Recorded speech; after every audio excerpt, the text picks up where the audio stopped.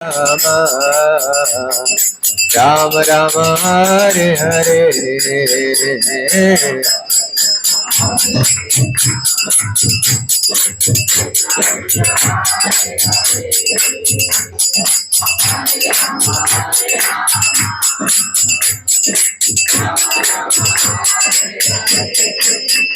जय राधा माधव राधा माधव राधा माधव श्री राधे।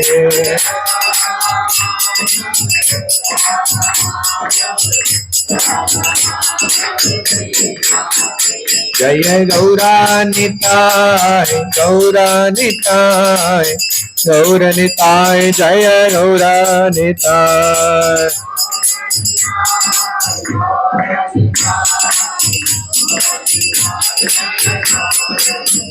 निताय गौर हरि बोल हरि बोल हरि बोल हरि बोल।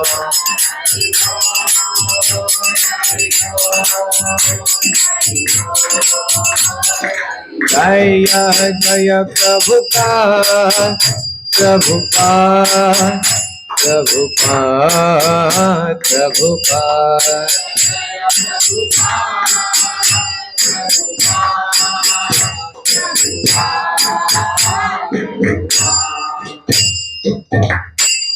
जय श्रीला प्रभुपाद की। हरि नाम संकीर्तन के हरे कृष्ण महामंत्र की जय गौर प्रेमानंदे। ओम अज्ञानतिमिरान्धस्य ज्ञानाञ्जनशलाकया चक्षुन्मीलितं येन तस्मै श्रीगुरवे नमः। श्रीचैतन्यमनोभीष्टं स्थापितं येन भूतले स्वयं रूपा कदा मह्यं ददाति स्वपदान्तिकम्। वन्देऽहं श्रीगुरो श्रीयुतापदकमलं श्रीगुरून् वैष्णवांशः श्रीरूपं साग्रजातां सहगण रघुनाथान्वितं तं सजीवं साद्वैतं सावधूतं परिजनसहितं कृष्णचैतन्यदेवं श्रीराधाकृष्णपादान् सहगणा ललिता श्रीविशाखान्वितं च। नमो ओं विष्णुपादाय कृष्णपृष्ठाय भूतले श्रीमते भक्तिवेदांत स्वामी ते नामिने। नमस्ते सारस्वते देवे गौरवाणी प्रचारिणे निर्विशेषा शून्यवादी पाश्चात्य देशतारिणे। नमो महावदन्याय कृष्ण प्रेम प्रदायते कृष्णाय कृष्ण चैतन्य नामने गौर तुसे नमः। हे कृष्णा करुणा सिंधु दीनबंधु जगतपते गोपेशा गोपिका कांता राधा कांता नमस्तुते। तप्त कांचन गौरांगी राधे वृंदावनेश्वरी विश्वभानुसुते देवी प्रणमामि हरिप्रिय। वाञ्छाकल्पतरुपस्य कृपा सिन्धु एव च पतितानां पावनेभ्यो नमो नमः। श्री कृष्ण चैतन्य प्रभु नित्यानंद श्री अद्वैत गदाधर शिवासादि गौर भक्तवृंद। हरे कृष्णा कृष्णा कृष्णा हरे हरे हरे राम राम राम हरे हरे। वाचालं पङ्गुलङ्गायते गिरे यत्कृपातमहं वन्दे श्रीगुरुदेवनाथारिणम्।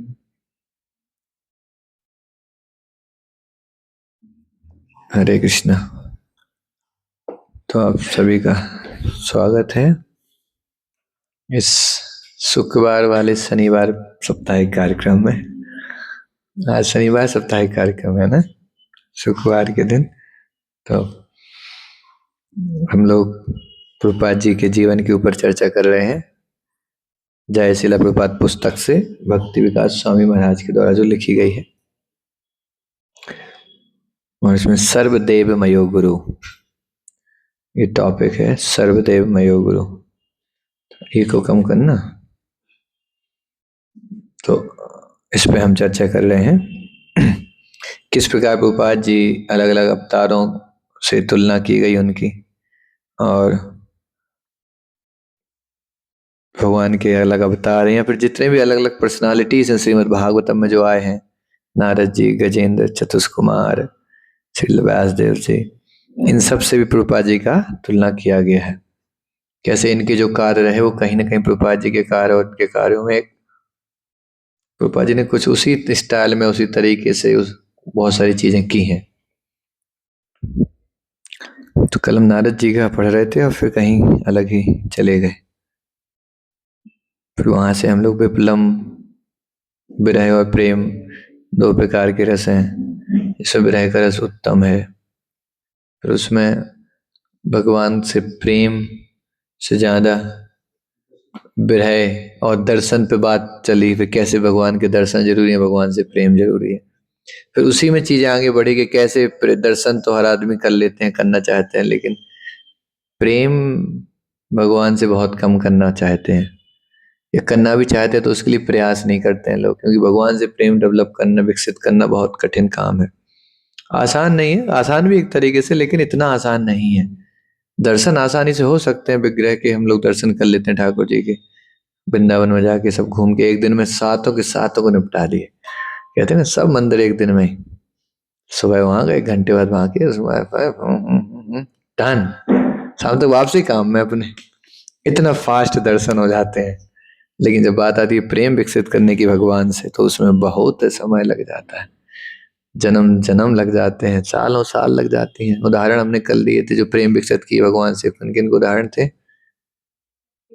सबरी माता का उदाहरण था, सुदामा जी का उदाहरण था, द्रौपदी, भीष्म पितामह जी का उदाहरण था, पांडवों का उदाहरण था कि इनने जो प्रेम डेवलप किया है भगवान से, उसमें इनको बहुत घिसना पड़ा, बहुत मेहनत, बहुत तपस्या, बहुत त्याग, बहुत सैक्रिफाइस, बहुत कठिन परिश्रम करना पड़ा इनको, तब जाके कहीं इनको भगवान से प्रेम विकसित हुआ।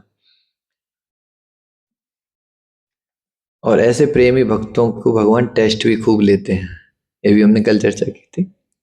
पूरी परीक्षा लेते हैं, यहाँ तक कि कुछ भक्तों की तो परीक्षा मृत्यु थी। भीष्म पितामह के लिए आखिरी पेपर था डेथ। कोई भी गेम हम ऐसा नहीं खेलेंगे जिसका आखिरी गोल, आखिरी टारगेट डेथ हो, या कोई भी परीक्षा आप ऐसा नहीं देने जाओगे जिसका आखिरी पेपर है मृत्यु। लेकिन भीष्म पितामह के जीवन हमने देखा कि भगवान आखिरी आखिरी तक उनका परीक्षा लिया और उनको शरीर छोड़ा उनने। हालांकि उसके बाद भगवान को वो प्राप्त किए, और पहले भी थे, शुद्ध भक्त हैं भीष्म पितामह, भगवान के महान भक्त हैं एक भगवान के, लेकिन बहुत कठिन संघर्ष से उनको जूझना पड़ा, इसमें कोई दो राय नहीं है। ही वर्कड वेरी हार्ड, बहुत उनकी तपस्या रही। तो ये एक हमने कल पढ़ा था, है ना, कि ऐसे प्रेमी भक्तों को फिर भगवान अपने आप को दे देते हैं, ऐसे प्रेमी भक्तों को भगवान अपने आप को समर्पण कर देते हैं। मतलब भक्त अगर 10% भगवान की ओर बढ़ के आते तो भगवान कई गुना उसके पास आ जाते हैं, और जो 100% समर्पित हो चुके हैं, ऐसे 100% समर्पित भक्तों को भगवान अपना 200% एक्स्ट्रा उनको अपने आप को दे देते हैं। और ऐसे ही भक्त और भगवान की जब आदान प्रदान होते हैं तो वही सुंदर लीला बन जाती हैं। भागवतम में ऐसे बहुत सारे भक्त और भगवान की लीलाएं आदान प्रदान है। भागवतम क्या है वास्तव में? भक्त और भगवान के बीच के आदान प्रदान, संघर्ष, उनका चैलेंज, उनका प्रेम, उनका व्यवहार, उनके आदान प्रदान, पूरी भागवतम में यही है वास्तव में, भगवान और भक्तों के बीच के आदान प्रदान, reciprocation between Lord and devotee. और इन्हीं कथाओं को जब हम एक प्रमाणिक प्रतिनिधि के द्वारा, प्रमाणिक गुरु के द्वारा सुनते हैं, तो हमारे जीवन में कष्ट और क्लेश खत्म हो जाते हैं। टेंशन, डिप्रेशन बहुत लोगों के मन में रहता है, दुखी रहते हैं लोग, लेकिन इन्हीं भगवान की कथाओं को जब हम सुनते हैं तो भय चला जाता है, फ्यूचर का भय, आगे क्या होगा, भविष्य में ऐसा होगा, ये भय खत्म हो जाता है भगवान की कथा सुनने से। उदाहरण है परीक्षित महाराज। परीक्षित महाराज को पता चला 7 दिन बाद मृत्यु है, और मृत्यु से बड़ा भय वास्तव में क्या हो सकता है और किसी के। लेकिन वही परीक्षित जब 7 दिन कथा सुन लिए तो फिर बोले अभी तो मुझे कोई डर नहीं, नो फियर, सुखदेव गोस्वामी मैं एकदम मुक्त हो गया हूं भय से, कल के आज ही आ जाए तक्षक काट ले, कोई समस्या नहीं हुई, क्योंकि कथा सुन ली भगवान की। तो भगवान की कथा का एक ये भी लक्षण है, अभय प्रदान करती है, अभय चरण। भगवान की कथा से क्या होता है, हृदय में अभय आता है, भय खत्म हो जाता है, भविष्य का, मृत्यु का, चिंताएं खत्म हो जाती हैं। तो ये पूरा भक्त भगवान की लीलाएं, फिर वो लीलाएं जब एक प्रमाणिक गुरु के द्वारा हम श्रवण करेंगे तो हमारे जीवन का एक अद्भुत नया जीवन चालू हो जाता है, भय खत्म हो जाता है, संशय का नाश हो जाता है। भयापहम एक ऐसा श्लोक शब्द आता है भागवत में, भय अपहम। आपकी कथा कैसी है, भयों को खत्म करने वाली। और श्रील प्रभुपाद जी जैसे महान भक्त जो भगवान के आचार्य हैं, ये बहुत प्रत्यक्ष हैं। भागवतम के कभी कभी कैरेक्टर लग सकते हैं, गजेंद्र हाँ पता नहीं कब था, ध्रुव महाराज हाँ कभी तो होंगे, लेकिन ये ऐसे हैं श्रील प्रभुपाद जी अभी अभी कुछ समय पहले धराधाम पर थे और ने बहुत सारी लीलाएं की, भगवान के एक दूत के रूप में ने बहुत सारा कंट्रीब्यूशन, बहुत सारी भगवान की सेवा की। तो ऐसे जब आचार्यों के बारे में सुनते हैं तो और कनेक्शन फील होता है, और रिलेवेंस लगता है, क्योंकि इन्हीं की संस्था में बैठे हैं, इनसे ही हमारी भक्ति चालू हुई है। तो इसलिए श्रील प्रभुपाद जी के बारे में हम लोग खूब चर्चा करते हैं इस्कॉन में, क्योंकि वास्तव में भगवान के अद्भुत भक्त हैं श्रील प्रभुपाद, और विशेष शक्ति प्राप्त कर कर संसार में आए हम सबको रक्षा करने के लिए, हम सबको बचाने के लिए, नया जीवन देने के लिए प्रभुपाद जी धराधाम में प्रकट हुए एक्चुअली।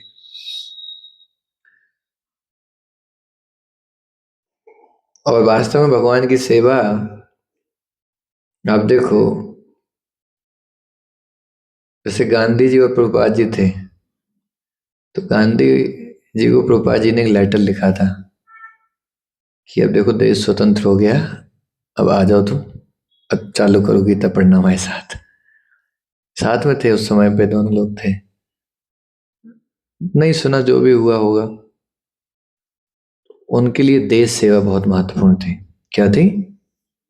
देश को स्वतंत्र कराना है, अंग्रेजों का बंधन है, अंग्रेजों का शासन है, उससे बचाना है। प्रभुपाद जी बोले ठीक है, लेकिन भगवान की सेवा उससे भी ज्यादा जरूरी है।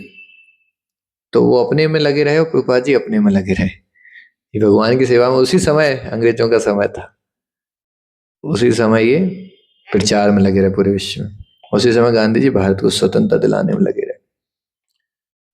तो कभी कभी लोग बोलते हैं अरे समाज सेवा बहुत महत्वपूर्ण है, लोगों के लिए करना बहुत आवश्यक है, भगवान की क्या सेवा करना, समाज के लिए करिए।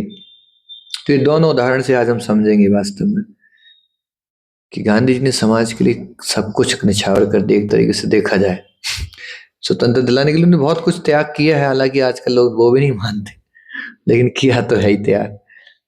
तो मिला किसको क्या, उस पर हम चर्चा करेंगे यार। तो गांधी जी का त्याग का फल क्या मिला कि उनके बेटे ने ही उनको मार दिया। मार दिया कि नहीं मारा? उनके बेटे ने मारा। कैसे? वो राष्ट्रपिता है ना, सब बेटे ही तो हुए उनके, तो इसलिए बेटे नहीं मारा उनको, देखा जाए एक तरीके से। सही बात है कि नहीं? जिस बेटे को स्वतंत्रता दिलाने के लिए, जिस राष्ट्र के बच्चों को स्वतंत्रता दिलाने के लिए उन्हें अपना जीवन लगा दिया, उन्हीं के बच्चों को पसंद नहीं आया पिताजी, टू मच।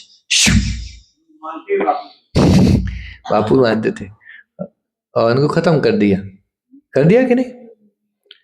तो ठीक है बेटे ने मार दिया, लेकिन उसके बाद गांधी जी का पूरा विश्व में नाम हुआ और पूरा पूजनीय बने। तो हाँ, कैसा उनकी पूजा होती है पूरे विश्व में, हर चौराहे पे आप देखो, बड़े बड़े शहरों में चौराहे पे उनकी फोटो है, महात्मा गांधी के नाम से चौराहों का नाम भी है। लेकिन वो तस्वीर जो बनी है चौराहे पर, उस पर होता क्या है, साल भर कबूतर आके उस पर पॉटी करते हैं, ईमानदारी से बोला जाए, पूरा सन जाते हैं। वो 1 अक्टूबर को नगर पालिका का आदमी जाता है झाड़ू लेके, कांटों वाली तार, पूरा मुंह रगड़ रगड़ के उनका सफाई करते, क्योंकि इतना जम चुका है कबूतर का मल उसमें। बुरा ना माना, आप लोग सरकारी अफसर हो, करते होंगे। तो कर करके पूरा रगड़ रगड़ के एकदम प्रेशर लगा के पाइप गांधी जी को चमका दी। अगले दिन 2 अक्टूबर जब है, केवल साल में एक दिन, तब बड़े बड़े नेता आते हैं और बेचारे रगड़े हैं रात भर कांच के उससे सॉरी तार से, तो दाने पड़े हैं उनको। फिर 1, 2, 4 उस दिन 10-20 मालाएं गांधी जी को पहना दी जाएंगी 2 अक्टूबर गांधी जयंती के दिन। कबूतर पेड़ पे बैठ के देख रहा होता 3 अक्टूबर आने दो, और 30 अक्टूबर के दिन वो फिर चालू हो जाते वहां पे आके। पूरी साल ना कोई माला पहनाना, ना कोई आरती, ना कोई पूजा, ना कोई सम्मान, ना कोई प्रणाम करता है। लेकिन वही आप देखो प्रभुपाद जी जो भगवान के लिए सेवा की है, भगवान ने क्या किया इनके जीवन में। इनके बेटे तो, इनका परिवार, इनका देश तो छोड़ो, पूरे विश्व के लोग इनकी पूजा करने लगे। पूरे विश्व ने इनको अपना गुरु स्वीकार कर लिया, पूरा विश्व ने इनको अपना पिता मान लिया। और जहां जहां प्रभुपाद जी की मूर्ति है, भारत में नहीं, इस्कॉन के जितने मंदिर, हर जगह प्रभुपाद जी की मूर्ति बना के बैठे। और उन मूर्तियों में कबूतर वबूतर का तो छोड़ ही दो आप, हर दिन सुबह शाम भक्त नहलाते हैं, नए श्रृंगार करते हैं, नए वस्त्र पहनाते हैं रेशम के सुंदर, रोज हर दिन फूल की माला पहना जाती है, हर दिन भोग लगाया जाता है, और हर दिन सुबह 7:30 बजे सब आके आरती गाते हैं, गुरु पूजा करते हैं इनकी। और कितना अंतर आप समझ में आया, देखो क्या अंतर, एक देश सेवा के लिए उतरे, स्थिति ये है समाज की, आज आधे ही देशवासी उनको गाली देने लगे, 50% ही बोलते हैं अरे धोखा किया, वो गया, पता नहीं क्या क्या कर रहे हैं। और ये भगवान सेवा के लिए उतरे उसी समय, आज भगवान ने पूरे विश्व में इनको एक गुरु का नाम दे के इनको रोशन फेमस कर दिया प्रभुपाद जी को। और अपने देश के छोड़ो, दुनिया दुनिया के लोग इनको झुक रहे हैं, American, Russian, Chinese, Japanese, France, सब, अरे ये स्वामी जी गुरु जी हमारे। अंतर है कि नहीं देखो। तो ये है भगवान की सेवा, इसका कोई मुकाबला नहीं है, कभी हमें कंपेयर नहीं करने चाहिए। कर्म तो कर ही रहे हैं, दुनिया तो परवाह तो चला ही रहे हैं, वो कम है क्या, वो ठीक तो है, लेकिन मिला क्या किसको उसमें, बता दीजिए कोई कर्मी को बहुत बड़ा है उपाधि और इज्जत और सम्मान मिल रहा हो, भाई इनने अपना परिवार पाला है अच्छे से, एक भी उदाहरण बता दो आप। कहीं बताओ कोई फोटो लगी, भाई कौन है ये, पता नहीं, इनके 10-10 बच्चे थे, 5-5, और इनने सबको पाला है, उनको बड़ा करके सेट किया है, कोई भी उदाहरण बताओ भौतिक समाज में। गड़बड़ करके आधा कम देगा, बदनामी ही मिली है, जितने ज्यादा मेहनती बने हो, कर्मी बने हो, उतनी क्या मिली है, बदनामी मिली है। मानते हो कि नहीं, ईमानदारी से कहने को है, कर्मी तो पूजा है, और बाद में पुजारी को पीटा जाता है। ये जो पुजारी पूरे जीवन कर्म करके पूजा की है, इसी को बाद में झेलना पड़ता है, कभी घर से निकाल दिया इस पुजारी को, पूरे जीवन उसने कर्म करके पूजा की और घर से निकाल दिया पुजारी को। या उस पुजारी को जिनके लिए पूजा की उसने, जो घर, वही सब डंडा लेके खड़े हो गए, पुजारी अब आ तू, बहुत कर्म कर लिए तूने, तो कितना कुछ सुनने को मिलता है। डिप्रेशन में चले गए बुढ़ापे पे, पूरा जीवन कर्म किया, बुढ़ापे पे टेंशन में आ गए, हाय हाय क्या होगा, लुट गए इनके चक्कर में, बदमाश निकले सब छोरे। तो संसार की सेवा, संसार के कर्म करना जरूरी है, अपनी जिम्मेदारियां निभा करना अच्छी बात है, लेकिन कोई सोचे यही सब कुछ है, इसी में भगवान की प्राप्ति, इसी में सिद्धि मिलने वाली है, ये मूर्खता है वास्तव में। समझ रहे आप पूरी बात। हम अभी कभी कर्मों से हम नहीं बोलते कर्म छोड़ने के लिए, कर्मों को त्यागने के लिए, लेकिन इसको ही सर्व कुछ मान लेना, यही सब कुछ है, यहीं से जीवन कट जाएगा, इसमें सिद्धि मिल जाएगी, इसमें ईश्वर की प्राप्ति हो जाएगा। कभी कभी दुकानों पर लिखा नहीं थे, दुकान मेरा मंदिर, ग्राहक मेरा देवता, और मैं पुजारी। तो ऐसे मंदिर, देवता, पुजारी कहाँ जाएंगे? मतलब लोग अपने को धारणा बना लेते हैं, खेत मेरा मंदिर, ट्रैक्टर मेरा साधन, और फसल मेरा भगवान का प्रसाद। ऐसे ऐसे धारणा बना ले जाते हैं लोग भगवान की सेवा करने बचने के लिए। ये बहुत, ये आप अपने लिए धोखा दे रहे हैं। किसका धोखा है वास्तव में? स्वयं को आप धोखा दे रहे हैं। सामने वाले का कुछ नहीं बिगड़ने वाला, भाई हमको आप पुजारी मंदिर बना दो दादा, बोले ठीक है अच्छा है, तो आप अपने ग्राहक रूपी देवता की पूजा में लगे रहिए, करते रहो, उससे मिलने क्या वाला है आपको, लेकिन ये तो समझिए। तो इसलिए आध्यात्मिक जीवन, भक्ति कभी आपके कर्मों को, आपकी जिम्मेदारियों को नकारता नहीं है। अक्सर ये गलत धारणा होती है कि नहीं भक्त बनेंगे तो यह सब छोड़ना पड़ जाएगा, या कर्म ढीले पड़ जाएंगे। एक हमारे सज्जन है, नाम ले देता हूँ, मस्त आदमी, उनको बुरा नहीं लगेगा, राम राजन निरंजन जी, जालौन, वेदवा सिटी। हमने बोले यार आप आते क्यों नहीं हो इस्कॉन मंदिर, इतना बुलाया आपको, बाहर ही बाहर निकल लेते हो। बोले प्रभु जी सही बात बताओ मन की। हमने कहा बताओ बताओ। बोले हमें डर लगता है कहीं आ गए तो सब छूट ना जाए। और राजनीति में अभी घुसे हैं हम, शुरुआत है हमारी, अब हम बड़ा कुछ करना है, और कहीं आपके चक्कर में पड़ गए 2-4 घंटे बैठा लिए तो कहीं वैराग्य ना आ जाए। इस डर के कारण हम मंदिर नहीं आते। सही बता रहा हूँ आज आपको, देखो कितना घबरा रहा है। राम राजा जी, हमने कहा यार इतना आसान है वैराग्य आना, लेकिन लोगों को डर रहता है कि अध्यात्म जीवन मतलब कर्म छूट जाएंगे, सब छूट जाएगा। और खासतौर से इस्कॉन में तो और आदमी घबराता है। यार यहाँ तो जरूर हो सकता है छूट भी जाए, क्योंकि बाहर तो बड़ा मुश्किल है। और जब पूछते हैं लोग प्रभु जी आप कैसे हो, कहाँ से हो, क्या है, तो बोलते हैं यार छोड़ने की संभावना पूरी पूरी लग रही है यहाँ, क्योंकि यहाँ ऐसे लोग दिख जाते हैं उन्हें कि यार ये तो सब हो गया था, सब कुछ छोड़ छाड़े बैठे हैं, तो और घबराहट बढ़ जाती है। फिर बच्चों को भी बोलते हैं नहीं नहीं बच्चों प्रभु जी से ना मिलना, तुम जाके मंदिर में सब कुछ कराओ, दर्शन ले लो, आरती में नाचो, लेकिन अगर पीले वाले देखें तो निकल लेना तुम क्या। कई माता बच्चों को समझा, एक बच्चे को मैं पकड़ा ऐसा, बेटा आओ तो सही 2 मिनट बाद, बोले नहीं मम्मी ने मना किया आपसे नहीं मिलना है। तो हम लगा ऐसा क्या मना किया। बाद में उसने बताया कि उन्हें डर था, अकेला हूं प्रभु जी में।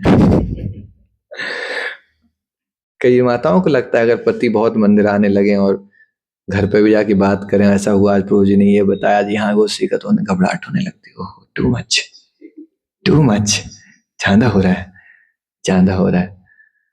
और एक दो की घटना हो भी गई एक दो के साथ, तो और थोड़ा सनसनी फैल जाती है। तो पॉइंट क्या है मेरा, भक्ति हालांकि कभी सिखाती नहीं है कर्मों को त्यागना, याद रखो। भक्ति का मतलब क्या है, कर्म करिए, जिम्मेदारी निभाइए, लेकिन केवल इसी को मत करते रहिए। युक्त वैराग समझते हैं आप क्या होता है, हम लोग चर्चा की थी। युक्त वैराग का सिद्धांत क्या है हमारा, वास्तव में हमें अपनी जिम्मेदारी करनी है, कर्म करने हैं, सब कुछ करना है, माता है माताओं की जिम्मेदारी प्रभु जी लोग अपनी करें, बच्चे अपनी करें, लेकिन केवल यहीं तक सीमित ना रह जाएं। इससे ऊपर भी कुछ जिम्मेदारियां हैं, उनको साथ लेके चलें, ये भक्ति सिखाती है। और समस्या ये समाज में लोग केवल इन तक ही सीमित हो पाए, थोड़े बड़े हुए परिवार, पैसा धन घर परिवार, इनसे ऊपर फिर वो नहीं सोच पाए। और जब तक एक आध बच्चे हो गए, अब इसका पूरा जीवन उनने अपने हेडेक सिर पे ले लिया, इसको बड़ा करना है, पढ़ाना है, कोचिंग करानी है, उसके बाद बस यहाँ तक सीमित हो गए। अब वो बस ये समस्या आ जाती है, अरे आप इतना बड़ा जीवन लेके आए हो मनुष्य का, आप इतनी छोटे उद्देश्य के लिए बस एक बच्चे को पढ़ा के, 2 बच्चे 1-2 बच्चे उनको सीमित, उनको बस करा दें, बस ये सेट हो जाए। प्रभु जी कुछ बोलते हैं भक्त लोग, बस मुझे ये सेट हो जाए, इसी के लिए हम जी रहे हैं। तो हमें लगता है यार मन में, तो उससे अच्छा तो वो गली का कुत्ता है, 6 महीने में, 1 महीने में, 1 साल में 11-11 की 2 टीम खड़ी कर देता है वो। 16-16 बच्चे होते, 11-11 बच्चे होते, और 1 साल में सेट कर देता है सबको। अगले साल फिर लो आप 11-10। तो बताओ अब कौन बड़ा पुजारी है। अगर इस आधार पर भगवान स्वीकार करें, मुक्ति दें, तो उस कुत्ते को मिलेगी कि आपको मिलेगी, कि परिवार किसने अच्छे से पाल के संभाल के बड़ा कर दिया, किसको मुक्ति मिलेगी इसकी, पंकज जी? निकलना मुश्किल होता है, लेकिन सब मुक्ति मुक्ति प्राप्त करेंगे सब। क्यों? क्योंकि वो जिम्मेदारियां निभा रहे हैं अपनी, पूरी हो रही है उनकी। तो वो, और आप 1-2 बच्चे हैं मुश्किल से, आजकल तो वो भी मुश्किल पड़ गया, आईवीएफ का सहारा लेना पड़ता है, मशीन हसीन से बच्चे आ रहे हैं, वो तो वो भी समस्या हो गई। उनकी जिम्मेदारियों तो पूरा जीवन बिता रहे हो, इतना बड़ा जीवन 1-2 बच्चों की जिम्मेदारी में हम पूरा निकाल दे रहे हैं। नौकरी लग भी जाए तो और कुछ कर दे, पूरा करके जाएगा, कुछ रहना। जानवर श्रेष्ठ है, पक्षी घोंसला बनाता है, बच्चा बड़ा हुआ बोलता गेट आउट, अपना देखो अब तो। वो आगे के भविष्य की नहीं चिंता करता है। नहीं, कुत्ते अगर चिंता करने लगे तो चिंता ही मर जाए। 30-40 तो होते ही एक जीवन काल में, 40 तो कहाँ कहाँ गए। छोटू कहाँ गए, 2005 का बैच का पहला कहाँ गया, 2006 का जो बैच में था उसमें 9वां नंबर कहाँ है, 2007 का जो था घंटा घर के पास जब हम करे थे उनको, तो उसका 11वां वो चिंटू लाल अंक का था, वो कहाँ गया। पगला गए वो तो, मर जाएंगे बेचारे। तो गलत बोल रहा है कि नहीं, बात सही। लेकिन मनुष्य की हालत देखो तुम, 3-4 वहां छोटे वाले दिल्ली में भी है, सेट हो गया, बस नौकरी उस कंपनी में है। ठीक, बड़ा वाला उधर है, बेटी इधर है, बेटी का दामाद उधर है, बेटी बेटा के साथ उनसे जो भी जुड़ रहा है वो इसके बारे में सोचता है। दामाद बहुत बीमार चल रहे हैं आजकल, कितना घुस जाते हैं इनके परिवारों में, इनके खानदानों में, और उसको जीवन का एक उद्देश्य समझ के बैठ जाते हैं। ये सबसे बड़ा दुर्भाग्य है। एक्चुअली समझना चाहिए हमें, जानवर से मनुष्य बहुत कुछ सीखता है। ये भी सीखो वैराग्य। कोई भी पक्षी घोंसला तुरंत, आपको पता है ना, पक्षी तुरंत घोंसला फेंकता है। जैसे बच्चा बड़ा हुआ, उसे लगा तो अभी तो बैठ के रह गया घोंसले में हमारे, तुरंत उसको जबरदस्ती निकाल के फेंकेगा और घोंसला हटा देगा। अपना तुम संभालो, डोंट अभी डिस्टर्ब मत करना मुझे। उड़ जाते हैं माँ बाप, छोड़ देते हैं उसको, अब अपना जीवन जीता है। बस हमने कर दिया अपनी ड्यूटी, बड़ा किया, भगवान संभालेंगे इसको जिसका है कि नहीं, बताओ ईमानदारी से। लेकिन हम देखो कैसे आखिरी दम तक, आखिरी दम तक आत्मा, कहीं गई तो आत्मा घूमती घर में कि दादाजी घूम रहे, चिंता थी। देखा आपने, सुना ही? अरे तेरी मनुष्यों की, शरीर भी चला गया, अब आत्मा बन के चाचा उसको नाती के पीछे है। बहुत प्रेम करते थे नाती को, आधा बचा, अब हम भूत बन के गले लगा ले। नाती घबरा, दादा भागो यहां से, भूत रूप में तुम खड़े हो। पित्त दोष कर करके इनको साफ कर रहा है, ये प्रेम बस उनकी सेवा में लगे हैं। बड़ी बुरी स्थिति है समाज की, ईमानदारी से देखा जाए, है कि नहीं?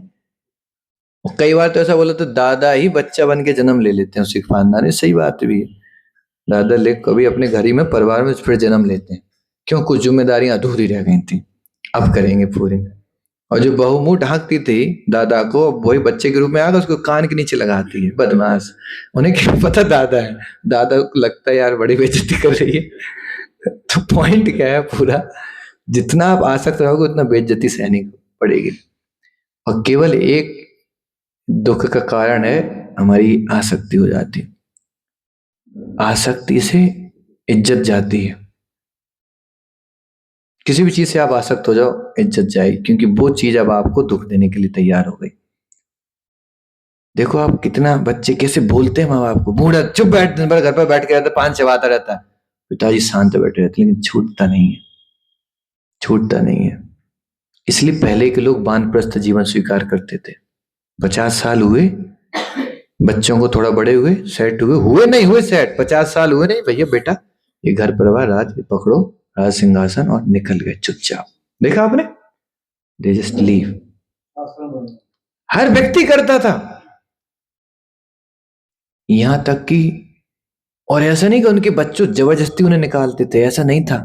याद रखिए, आज जबरदस्ती बच्चा बोलता है पिताजी कुर्सी खाली करो, हम बैठने दो, समय आ गया। पिताजी का को देखने, चश्मा उठा के देखते हैं, तुम कौन? हाँ वाला, ले आओ। तुम लगा लगा के गिनते हैं, वहां देखो सराफा मार्केट जावा।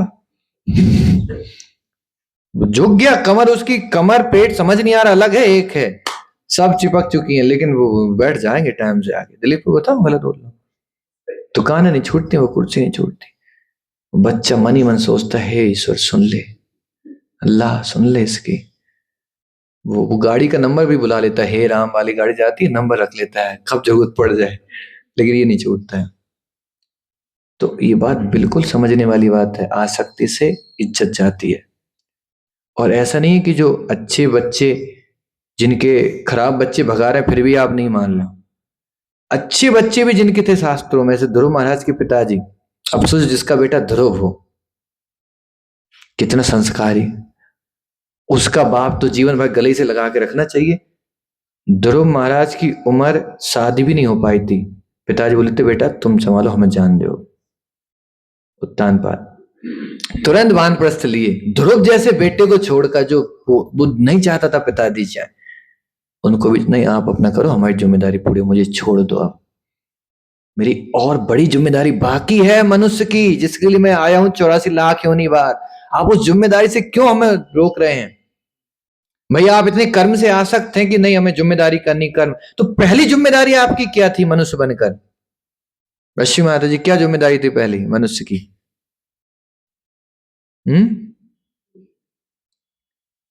जिसके लिए आप मंदिर आते हो वही जिम्मेदारी थी। क्या है वो, किस लिए आती है मंदिर आप?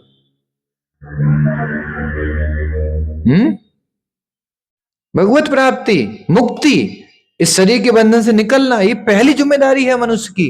इसके लिए हम लोग भक्ति करते हैं, to get out from this clutches of material world, this cycle of birth and death. सबसे पहली जिम्मे, तो इतने अगर आप जिम्मेदार हो तो इसके लिए जिम्मेदार क्यों नहीं हो? परिवार के लिए आप बहुत जिम्मेदार हो, तो भाई सबसे पहले जब आप मनुष्य बने तो आपकी सबसे पहली जिम्मेदारी थी कि तुम्हें देखो निकलना है चक्कर से 84 लाख योनियों से, इसलिए तो मनुष्य बनाया। ठीक है, हम इस कंडीशन में मान के हमको मनुष्य बनाया गया था।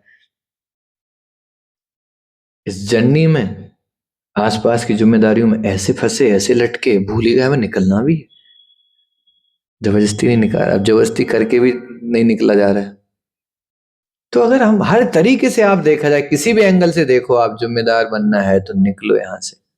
और अब लापरवाह हो तब कर क्या रहो घर गृहस्थी में? जब आप चला ही नहीं पा रहे, लापरवाह हो बहुत, तो फिर क्या जरूरत है अपने, फिर निकलो, आप जाओ जंगल। बच्चे वैसे ही बोलेंगे फिर तो आप जाओ, तो कुछ घर के काम ही की नहीं। और आप बहुत जिम्मेदार हो तो इस इतनी बड़ी जिम्मेदारी को कैसे नेगलेक्ट कर रहे हो? Both way you are tap up, आप दोनों साइड से फंस रहे हैं।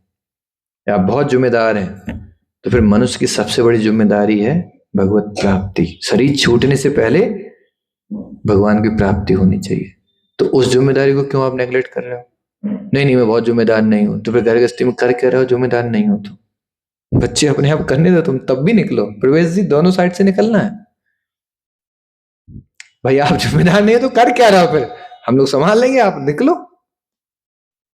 तो कहीं भी आप जाइए, आप अगर अपने जीवन से भटकेंगे उद्देश्य से, तो पहली बात आपको बहुत बेइज्जती का सामना करना पड़ेगा। आपको भारी समाज आपको इज्जत उतारेगी आपकी। जितने भी आसक्त लोग थे मारे गए, छूटा नहीं इनसे। लोगों ने मतलब they died in the family life, कुछ नहीं मिल पाया उनको। परिवार वालों ने, उन्हें समाज वालों ने उनको खत्म कर दिया। इसमें उदाहरण दिया एक। इसलिए बहुत इंपॉर्टेंट है कि हम अपनी जिम्मेदारी से निकलें। It's very very important. अपनी जिम्मेदारियों को अच्छे से निर्वहन करें। और शिला प्रभुपाद जी आज हमारे क्यों पूरे विश्व में पूजनीय बन गए? क्योंकि सही समय पर निकल लिए। इनके जैसे बड़े बड़े व्यापारी भी तो उस समय थे घर गृहस्थी में घुसे हुए। कितने को आप पूजा करते हो? कितने की आप गुरु मानते हो? लोग अपने पिताजी की पूजा नहीं कर रहे हैं, आज इनकी पूजा में लगा है। वही बच्चे अपने पिताजी का सम्मान नहीं कर रहे हैं, इनका सम्मान करने लगे। क्यों? क्योंकि ये वो व्यक्ति हैं जिनने अपनी जिम्मेदारी निभाई है। अब जिम्मेदार हो ना, तो ये भी जिम्मेदारी निभाओ, भगवान की प्राप्ति की जिम्मेदारी। ये ऐसे हैं जिनने भगवान ये भी जिम्मेदारी निभाई, इसलिए पूजनीय हो गए। और जितने भी उदाहरण हैं, ये सब वही बैठे हैं जो अपनी इस बड़ी जिम्मेदारी को भी निभाए, ये पहली जिम्मेदारी को भी निभाए। इसलिए आज सब पूजनीय बैठे। आचार्य भक्ति सिद्धांत महाराज, भक्ति विनोद ठाकुर, भक्ति विनोद ठाकुर सब कौन? ये भी तो गृहस्थ थे, लेकिन गृहस्थ की जिम्मेदारी के साथ बड़ी जिम्मेदारी जो थी, जिसको लेके पैदा हुए थे, वो भी निभाई इनने, पूजनीय हो गए। बताओ, जो भी महान संत कौन है, ये सब अपनी जिम्मेदारी निभा रही है बेस्ट तरीके से। संसारिक के साथ जो जिस जिम्मेदारी के लिए पैदा हुए, मनुष्य और जानवर में देखो एक सबसे बड़ा अंतर यही है। क्या अंतर है जानवर और मनुष्यों में? इसलिए नाम भी कभी कभी विवेक रख देते हैं लड़कों का ना, विवेक। अच्छा नाम बुद्धि विवेक नहीं रखा जाता है। नाम विवेक एक नंबर का गधा होता है, लेकिन कई बार देखा गया ऐसा है ना। विवेक अच्छा होता है। सबसे बड़ी पता अंतर क्या है? मनुष्य रहते हैं, जी रहे हैं, जानवर भी रहते हैं, जीते हैं, है ना। जानवर को पता है कि हम जी रहे हैं, पता है हम रह रहे हैं, हम जी रहे हैं, चल रहे हैं, फिर रहे हैं। मनुष्यों को पता है हम रह रहे हैं, जी रहे हैं, हमें भी पता है। बट अंतर क्या है? जानवर जीते हैं, मनुष्य जीते हैं। जानवर रहते हैं, मनुष्य रहते हैं। जानवर को ये पता नहीं है मैं क्यों जी रहा हूं, they don't know the purpose of living. और मनुष्यों को पर्पज ऑफ लिविंग पता होना चाहिए, मैं जी क्यों रहा हूं। ये अंतर है। आप भी अपने घर, हाँ आप भी अपना घर पाल रहे हो, अपनी बच्चे पाल रहे हो, जानवर भी बच्चे पाल रहा, घर पाल रहा, बट उसे पता नहीं मैं क्यों आया हूं इधर, क्यों कर रहा हूं ये सब, बस पाल रहा हूं। सीजन आता है, उनके बच्चे पैदा हो जाते हैं, वो हो गए पैदा तो फिर दूध पिलाते हैं, फिर घर गृहस्थी करते हैं, फिर बड़े हो गए तो फिर छोड़ देते हैं, फिर अगले बार फिर वही। So they are also living, they are also maintaining their families, but you don't know why. Purpose नहीं पता क्यों हो रहा है, ये मैं क्यों कर रहा हूं। लेकिन मनुष्य में यही अंतर है, he knows the purpose of living. मैं जी क्यों रहा हूं, मैं रह रहा हूं, जी रहा हूं, मुझे पता है, लेकिन what is purpose of living, ये जानवरों को पता नहीं होता। यही एक अंतर है। और अगर मनुष्य पर्पज ऑफ लिविंग पे ध्यान ना दे, मैं क्यों जी रहा हूं, क्यों आया हूं इस संसार में, तो फिर क्या बोला गया उसको, द्विपाद जंतु। पता है हम लोगों को शास्त्रों में मनुष्यों को क्या बोला गया है, द्विपाद जंतु। संस्कृत इतनी अच्छी भाषा है, इसमें गाली भी इतनी मधुर लगती है। जैसे गधे को संस्कृत में बोलता है हे बैसाख नंदन, कितना अच्छा नाम है। किसी को बोलो गधे, बुरा लग जाएगा, उसको बोलो हे बैसाख नंदन, तो लगे यार तारीफ हो रही है। कभी हम लोगों के गुरु लोग जब किसी को डांटते तो ऐसे ही बोलते हैं बैसाख नंदन, तो हम बैसाख नंदन, लगता कि सेठ के पुत्र हैं। फिर एक बार हमने ढूंढा बैसाख क्या है, पता चला गधे को बैसाख बोला गया। तो गधे का बेटा बाप को गाली दी, हमको भी दे दी। वह कितना अच्छा लगे संस्कृत में, हे वैशाख नंदन। तो संस्कृत भाषा बहुत अच्छी है। वैदिक कल्चर ऐसा ही था, इसमें किसी को हर्ट नहीं किया जाता था, है ना, प्रेम से सबको ट्रीट किया जाता। इंग्लिश में आप देखो गाली बहुत बास्टर्ड रास्कल, सुन के ही घबरा जाए आदमी ना। तो एनीवे, तो क्या बताता, जानवर को, मनुष्य को देखो संस्कृत में क्या बोला गया, द्विपाद जंतु। द्विपाद ऐसा लग रहा है प्रभुपाद है, जैसे हम द्विपाद हैं। आंग लिखा है जंतु। अगर आप अपने जीवन के उद्देश्य के लिए नहीं काम कर रहे हैं तो आप कौन हो गए, जंतु।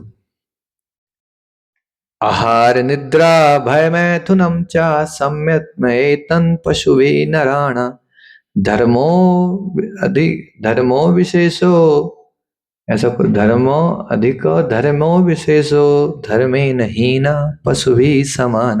महाभारत का श्लोक है, धर्मे नहीना पशु भी समान। आहार निद्रा भय मैथुन, ये चार चीजें जानवर और मनुष्यों में क्या है, समान है, कॉमन है। तो फिर अंतर क्या है, धर्मे, धर्म से चलने वाले हैं। और धर्म का मतलब धर्मस्तु, धर्म क्या है, भगवत प्रणीता, जो भगवान बोलते हैं वो धर्म है वास्तव में। प्रभुपाद जी धर्म की डेफिनेशन क्या देते हैं, धर्म क्या है, सब इसको लोग भूलते जाते हैं, देखो याद नहीं आता बार बार। भगवत प्रणीता धर्मस्तु, ऐसा प्रभुपाद जी बताते हैं कि धर्म क्या है, जो भगवान ने बोला है। भगवान ने क्या बोला है हम सबको, मन मना मद भक्तो मध्याजी माम नमस्कुरु, अपना मन मुझ में लगाओ, मेरे भक्त बनो, मेरी पूजा करो, मेरी सेवा करो, ये धर्म है। धर्म ये नहीं है हम जातों को बांट देते, हिंदू मुस्लिम सिख ईसाई, धर्म नहीं है, ये रिलीजन है। रिलीजन और धर्म में बहुत अंतर है। धर्म क्या है वास्तव में, हम भगवान की सेवा के लिए बने हैं, ये धर्म है। धर्म समझते हैं ना, धर्म अलग चीज होती है। धर्म मतलब constitutional nature of a living entities. हमारा जो स्वभाव है वो धर्म है वास्तव में। हमारा स्वभाव है प्रेम करना, सेवा करना, ये धर्म है हमारा, प्रेम और सेवा। और जब ये धर्म भगवान में, शाश्वत भगवान की तरफ हो जाता है तो इसको सनातन धर्म बोल दिया जाता है। सनातन संबंध जुड़ गया जो भगवान से, तो यही सनातन बन जाता है, तो इसको सनातन धर्म बोला गया। हम लोग बहुत सनातनी बोलते हैं। सनातन धर्म है क्या, सनातन जीव का, हम लोग सनातन है आत्मा, सनातन ईश्वर से सनातन संबंध, प्रेम और सेवा का सनातन धर्म कहलाया है। तो ये है पूरा सिस्टम। इसलिए बहुत आवश्यक है कि अपने कर्म के साथ, दुनियादारी के साथ किस में लगे रहो, धर्म में लगे रहो, भगवान की प्राप्ति में लगे रहो, भगवान की सेवा में लगे रहो। और बनेंगे, अगर अच्छे भक्त बनेंगे महान, तो भगवान भी हमको बहुत अपनी सेवा में लगाने का मौका देंगे। जैसे प्रभुपाद जी थे, प्रभुपाद जी को क्यों भगवान ने इतनी बड़ी सेवा दी, क्योंकि भगवान के बहुत महान भक्त थे। तो जो जितना भगवान के बड़े भक्त बनते हैं, महान भक्त बनते हैं, प्रिय बनते हैं, भगवान उनके द्वारा उतनी ही सेवा कराते हैं, उनको उतना ही मौका देते हैं सेवा करने का। तो सेवा करने का एक देवी तरीका अच्छा है, आपको अगर सेवाएं बहुत मिल रही हैं, सेवाओं को बर्डन आया, तो समझ लेना आप कहीं ना कहीं भगवान की प्रिय बनते जा रहे हैं। ये तरीका है एक्चुअली। किनको सेवा मिलती है भाई? भगवान की सेवा कौन कर सकता है? जो उनका प्रिय है कहीं ना कहीं, तो वो उनको मौका, उनको चुनेंगे, वो भीड़ में से उनको सेवा, जाओ तुम ऐसा करो। तो हमें जब भी सेवाएं मिलती है, हमें सौभाग्य समझना चाहिए। आई एम सो फॉर्चुनेट, मुझे चुन लिया हजारों में से। कहीं ना कहीं मैं प्रिय हूँ भगवान का, इसलिए उनने हमें राधा रानी ने सेवा दी है ये। तो प्रभुपाद जी हमारे ऐसे ही महान भक्त हैं जो बहुत प्रिय हैं भगवान के, राधा कृष्ण के। उनको इतनी महान सेवा दी, पूरे विश्व को कल्याण की उनको सेवा दे दी। तो हम उन्हीं के बारे में थोड़ा सा चर्चा कर रहे हैं। तो हम आगे पढ़ेंगे। जिस तरह भगवान विष्णु अदृश्य होते हुए भी इस ब्रह्मांड की पालन शक्ति हैं, उसी तरह शिला प्रभुपाद इस्कॉन का भरण पोषण कर रहे हैं। जय शिला प्रभुपाद। तो देखो भगवान विष्णु की तरह कैसे कंपेयर कर दिया, अदृश्य होकर भी ब्रह्मांड चला रहे हैं। प्रभुपाद जी भले ही अदृश्य है हमारे बीच में एक तरीके से, लेकिन इस्कॉन का भरण पोषण हो रहा है उनकी कृपा से। परमात्मा हर जीव के सनातन साथी और मित्र हैं। श्रीमद् भगवद गीता भागवतम 1.2.2 दर्शाता है कि सुखदेव गोस्वामी के स्तर के महान भक्त भी सभी के हृदय में प्रवेश कर सकते हैं। हमने देखा किस तरह शिला प्रभुपाद हर किसी के हृदय को समझ जाते हैं और हर किसी से उचित व्यवहार करना जानते थे। अभी भी शिला प्रभुपाद लाखों जीवों के हृदय में से उनके जीवन को मार्गदर्शन प्रदान कर रहे हैं, उन लोगों सहित जो उनके इस संसार से अप्रकट होने के बाद कृष्ण भावना में आए। जय श्री प्रभुपाद। आपको पता है तमिल तमिल का साउथ का एक कोई व्यक्ति थे, तो साउथ का एक बहुत बड़ा कोई व्यापारी था और साउथ में बहुत बड़ा मंदिर बनना था इस्कॉन का, लेकिन भक्तों के पास धन नहीं था। तो क्या घटना घटती है, बड़ी अच्छी बात है, बड़ा हैरानी की बात है। तो ये व्यक्ति अचानक से, बड़ा व्यापारी आते हैं मंदिर में एक दिन और बोलते हैं क्या आप लोगों को कमी पड़ रही ना धन की? बोले हाँ मंदिर की धन की कमी है। तो बोले ठीक है बताइए कितना चाहिए, मैं देने को तैयार हूं। आइए परीक्षित महाराज। तो मैं देने को तैयार हूँ, बकाया आप सब लोग आगे आ जाइए, उस मैट पे मत छोड़िए, वो माता मैट है, वो लेडीज मैट है, इधर आ जाओ सब आगे एकदम। अभिधाई महाराज परीक्षित। हाँ, तो आज के परीक्षित घोषित हो चुके हमारे। हाँ, तो अगले दिन वो व्यक्ति आए तो भक्त बोले आप क्यों देना चाहते हो धन? तो फिर वो मंदिर में आए तो उन्हें देखा प्रभुपाद जी का विग्रह था। बोले हाँ ये इनने बोला है हमको देने को। तो भक्त बोले तो चले गए हैं, नहीं है धराधाम। अरे बोले कल ये सपने में आए हमसे, वो तमिल भाषा में बोले जाओ मंदिर में धन दो। तो तुम्हें पता है तुम्हारे प्रभुपाद जी को तमिल भी आती है। उस व्यक्ति ने बताया कि तुम्हारे प्रभुपाद जी को तमिल भाषा भी आती है, क्योंकि हमें तमिल भाषा में आके समझाया कि जाओ मंदिर में धन की जरूरत है। अभी की बात है ये, 2-3 साल पुरानी घटना है, 4 साल। आज वो मंदिर बहुत सुंदर बनाया उस व्यक्ति ने और प्रभुपाद जी के कहने पर। तो जाने के बाद भी प्रभुपाद जी बहुत एक्टिव हैं इस्कॉन में। एक बार की बात है, एक हाँ कुछ तो ऐसी घटना हुई थी, तो वो व्यक्ति आया प्रभुपाद जी के पास। क्या 2 घटनाएं थी, मुझे याद नहीं आ रहा, मिक्स कर रहा हूं मैं। तो एक व्यक्ति आए प्रभुपाद जी के पास, शायद चोर थे वो, कुछ तो था ऐसा। तो कुछ तो चुरा के ले जा रहे थे, चोरी करके कुछ भगवान की पादुका या कुछ तो ले जा रहे थे ऐसा। तो निकल रहे थे, प्रभुपाद जी विग्रह रख रहे थे मंदिर में। तो जैसे वो उसके पास से निकले तो एक उसको झापड़ लगा खट से। बोले कौन मारा, कौन मारा? आवाज आई ये सामान रख दो जहां से उठाए हो। उसने बोला कोई नहीं है। तो वो फिर चलने लगा, दूसरा पड़ा, समझ नहीं आ रहा क्या? तो बोला कौन मारा? अभी वो थोड़ा घबराने लगा और फिर एक धमाकेदार पड़ा। चुपचाप ये सामान जहां से उठाया वहीं रख दो। और वो सामने प्रभुपाद जी का विग्रह था, वो समझ गया इस स्वामी जी पीट रहे हैं लग रहा। तो गया, प्रभुपाद जी क्षमा करना, जानता था प्रभुपाद है। वो गया, सामान जहां से उठाया था वहां रख दिया। अगले दिन उसने ही भक्तों को बताया। लेबर एबर था मंदिर में, एम्प्लॉय आता जाता रहता था कि कल यार पिटाई हो गई हमारी। तब उसने बताया कि प्रभुपाद जी ने बहुत पीटे तो मार दिए इधर इधर। भक्त उसको महाप्रसाद बोलने लगे। तुझे तो प्रभुपाद जी का प्रसाद, तो बहुत एक्टिव है प्रभुपाद जी अभी भी, इसको जैसे ही बता रहे हैं। आपको पता है जैसे भगवान विष्णु में शक्ति होती है, सबके हृदय में रहते हैं, ऐसे शुद्ध भक्त भी सबके हृदय में प्रवेश कर सकता है। आपको पता है एक साथ शुद्ध भक्त कई जगह अपने आप को मैनिफेस्ट कर सकते हैं, इनके अंदर ये शक्ति देते हैं भगवान। इसलिए तो जो गुरु होता है वो 50,000 शिष्यों के सबके हृदय में, सबको समझ जाता है क्या चल रहा है किसके जीवन में जब जरूरत पड़ती है। मतलब इनमें शक्ति इतनी होती है, भगवान अपनी शक्ति जो शुद्ध भक्तों के अंदर डाल देते हैं, गुरुओं के अंदर।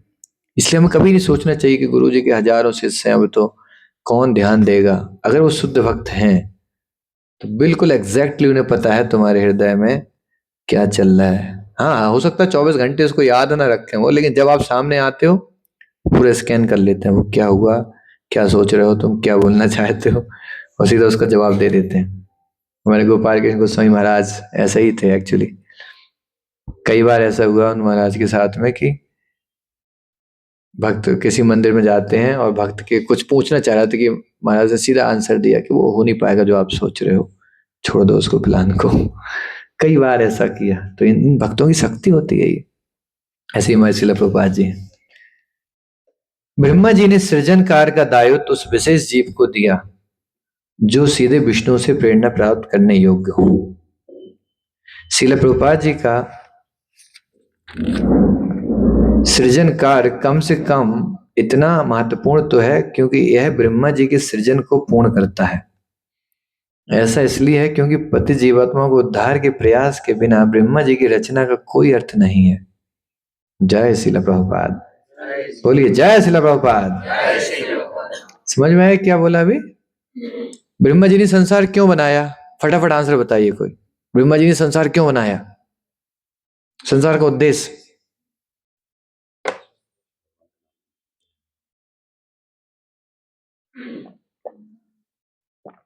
लो, सन्नाटा छाया है। बड़ा सवाल, वैसे देखने को तो बड़ा सवाल है। ब्रह्मा जी ने संसार क्यों बनाया? अरे पता नहीं हमें ये गर्त क्यों बना इसका तो पता नहीं है। ब्रह्मा जी ने संसार इसलिए बनाया कि हम लोगों को मौका मिल सके भक्ति करके भगवान के धाम जाने का। यही एक उद्देश्य है संसार का। आप समझ रहे हैं इस संसार का उद्देश्य क्या है? ब्रह्मा जी ने क्यों बनाया? जैसे जेल का उद्देश्य क्या है? जेल क्यों बनाई सरकार ने? जेल क्यों बनाई? फटाफट बताओ। समझ गए? व्यक्ति जो बदमाश हो आए, थोड़े समय रहें, सुधरे और जाएं। ब्रह्मा जी ने संसार क्यों बनाया?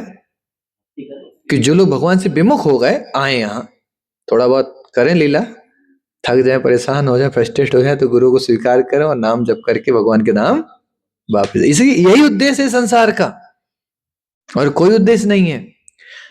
तो ब्रह्मा जी के संसार को बनाने के उद्देश्य को शिला प्रभुपाद जी ने पूरा किया कि नहीं? कहीं ना कहीं। कैसे? आप बताओ कैसे? लोग आ तो रहे थे, भक्ति नहीं कर रहे थे। यहाँ प्रभुपाद जी ने एस्टेब्लिश किया, तुम आ गए हो, चलो अब हम एक विधि दे रहे हैं, नियम दे रहे हैं, कानून दे रहे हैं, आओ भक्ति करके फिर यहां से निकल जाओ। समझ में आ रहा है आपको? तो इसलिए कंपेयर किया गया कि ब्रह्मा जी का सृजन का कार्य दिया भगवान ने, तो प्रभुपाद जी को एक कार्य दिया, इसके उद्देश्य को पूरा करो। तुम आके कलयुग में लोगों को बताओ कैसे माला करें, कैसे भक्ति करें, कैसे भजन करके भगवान की प्राप्ति करें। समझ रहे? इस तरीके से दोनों रिलेटेड हो गए। भगवान से भौतिक शक्ति की स्वामी है, लेकिन उनमें इससे भोगने की कोई इच्छा नहीं है। इसके बदले वे एक पेड़ के नीचे रहते हैं और भगवान राम के नाम का जप करते हैं। इसी तरह शिला प्रभुपाद एक फल फूल रहे अंतर्राष्ट्रीय आंदोलन के मुखिया थे, लेकिन उन्होंने सादगी में रहना और हरे कृष्ण महामंत्र का जप करना पसंद किया। जय शिला प्रभुपाद। वास्तव में एक्चुअली देखा जाए, जैसे भगवान शिव है संसार के मालिक हैं, एक तरीके से पिता बोलते हैं उनको भी। पार्वती जी माता है और ये पिता है, दुर्गा देवी और ये माता पिता, संसार के माता पिता है, लोकल माता पिता है, ओरिजिनल राधा कृष्ण है। समझ में आ रहा है आपको? तो इस संसार के वो माता पिता है। दुर्गा देवी जेलर भी कही गई है, संसार जेल है तो वो जेलर है दुर्गा देवी, वो उनके पिता। तो ये लोग यहाँ संसार के लोगों का भरण पोषण का ध्यान रखते हैं। कैदियों का भरण पोषण का ध्यान रखते हैं, खासतौर से इनकी क्या इच्छा है, तो आराम से देते रहते। लेकिन खुद का जीवन देखो भोलेनाथ जी का कितना सरल है। भगवान भोले का जीवन आप देखो, पेड़ के नीचे बैठे रहते हैं। पार्वती जी से कभी कभी इसलिए लड़ाई हो जाती है दोनों में, तुम्हें यार कुछ लेना ही देना नहीं है दुनियादारी से, ब्याह लाए हो और अब हम स्त्री, हमारी कुछ जरूरतें होती हैं। बोले जो दिखाए सो करो जो अच्छा लगे तो करो। तो बड़ा अच्छे संबंध है, लेकिन सती नारी है, सती है, पता है आपको, टॉप मोस्ट डिवोटी है दुर्गा देवी। पति ऐसा ही होना चाहिए वास्तव में। कैसा होना चाहिए? वैराग घोष के अंदर हो, धर्मात्मा हो, भगवान का मन 24 घंटे भगवान में मन लगा हो। तो स्त्री देखो उसकी शरणागत रहती है। कल मैं पिछली बार बताया था ना घर परिवार कैसे चलना है, उसमें एक चीज मैं बताना भूल रहा था, ये चीज आप लोग सुन लीजिए। पति धर्मात्मा हो, गुरु की शरण में हो। पत्नी सती हो, सती मतलब चेष्ट हो, पति के प्रति, पति के अलावा उसके मन में कोई विचार ना रहो। बच्चे आज्ञाकारी। ये तीनों का कॉम्बिनेशन एक परिवार को स्वर्ग बनाता है। क्या है? पहला, पति धर्मात्मा हो, धर्म से जुड़ा हो बहुत अच्छे से, दिखावा वाला धर्म नहीं, एक किसी गुरु के दिशा निर्देश में उसके लिए 24 घंटे समर्पित हो गुरु की सेवा। मतलब सबसे पहली प्रायोरिटी उसके घर में क्या हो? गुरु का आदेश, बच्चे की बाद में, पत्नी की बाद में, पहले गुरु ने बोला मैं करूंगा। इतना जब कन्विक्शन उसके अंदर आ गया तो वो धर्मात्मा पति है। अब जब ऐसे व्यक्ति को पत्नी देखती है तो स्वाभाविक रूप से उसका, इसके हृदय में बहुत, इसके लिए बहुत प्रेम या बहुत चेष्टि को हिंदी में क्या बोलते हैं? सत्य, सत्यत्व, पवित्रता तो प्योरिटी है। चेस्टिटी मतलब सतित्व है कि उसके अलावा उसके मन में फिर कभी इधर उधर कोई मन भटक ही नहीं सकता, इसी की सेवा करूं, इसी को जीवन दूं। तो इन दोनों का कॉम्बिनेशन, और जब इन दोनों से कोई बच्चे पैदा होते हैं तो स्वाभाविक आज्ञाकारी हो जाते हैं माँ बाप के। तो पुत्र हो आज्ञाकारी, इस नारी हो सती, और पति हो धर्मात्मा। वो घर को वास्तव में कभी त्यागने की जरूरत नहीं है, ऐसा घर ही आश्रम है, ऐसा घर ही स्वर्ग है, ऐसा नीतिकाल लोग लिखते हैं, है ना। और इसका उल्टा, आजकल उल्टा ही है इसका। पति एक नंबर का मैं नहीं बोलूंगा, आप लोग जानते हो। आप लोग बताओ कैसे हैं आजकल के पति? बताइए प्रकाश से।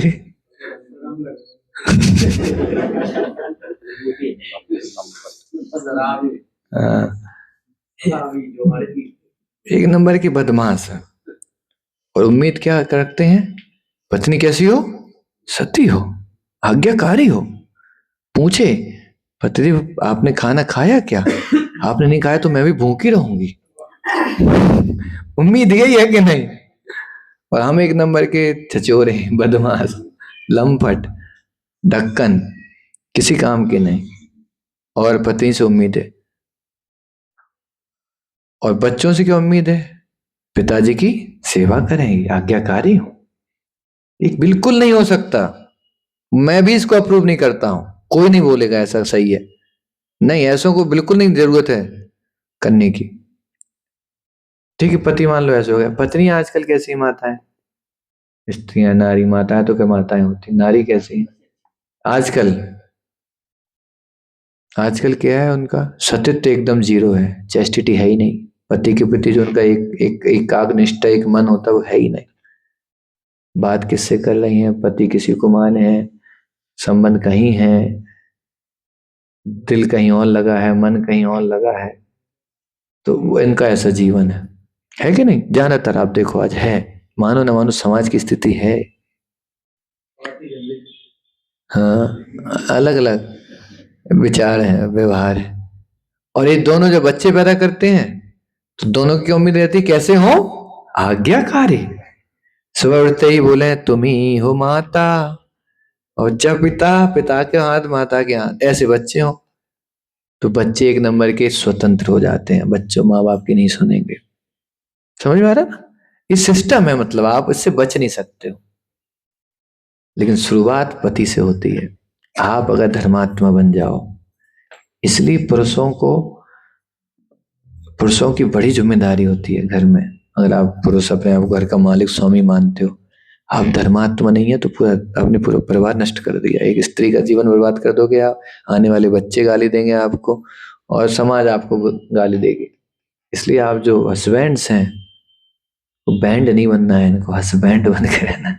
अच्छे व्यक्ति बन के रहिए, धर्मात्मा रहिए, आप धर्म के रास्ते पर चलिए। कभी भी आपके जीवन से सुख नहीं छूट सकता, शांति नहीं छूट सकती। हो सकता है धन कम हो थोड़ा, नो प्रॉब्लम, लेकिन मन बहुत शांत रहेगा।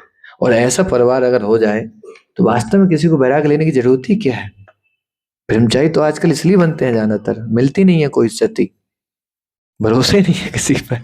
तो भाई ठीक है, अकेले जीवन काटो यार, फैक्ट है, इस हकीकत है वास्तव में। बड़ा रिस्क हो गया, खतरनाक हो गया। बच्चे लोग भी, हमारे स्टूडेंट लोग को शादी करने का प्लान करते हैं, बहुत प्रार्थना करते हैं उनके लिए हम लोग, भगवान देख लेना यार, कुर्बान हो जाएगा ये। और ड्रम रम वाले केस चली गए थे कुछ, तो और घबराहट होने लगती है। पता चला माला तो गई गई, माला वाला भी गया।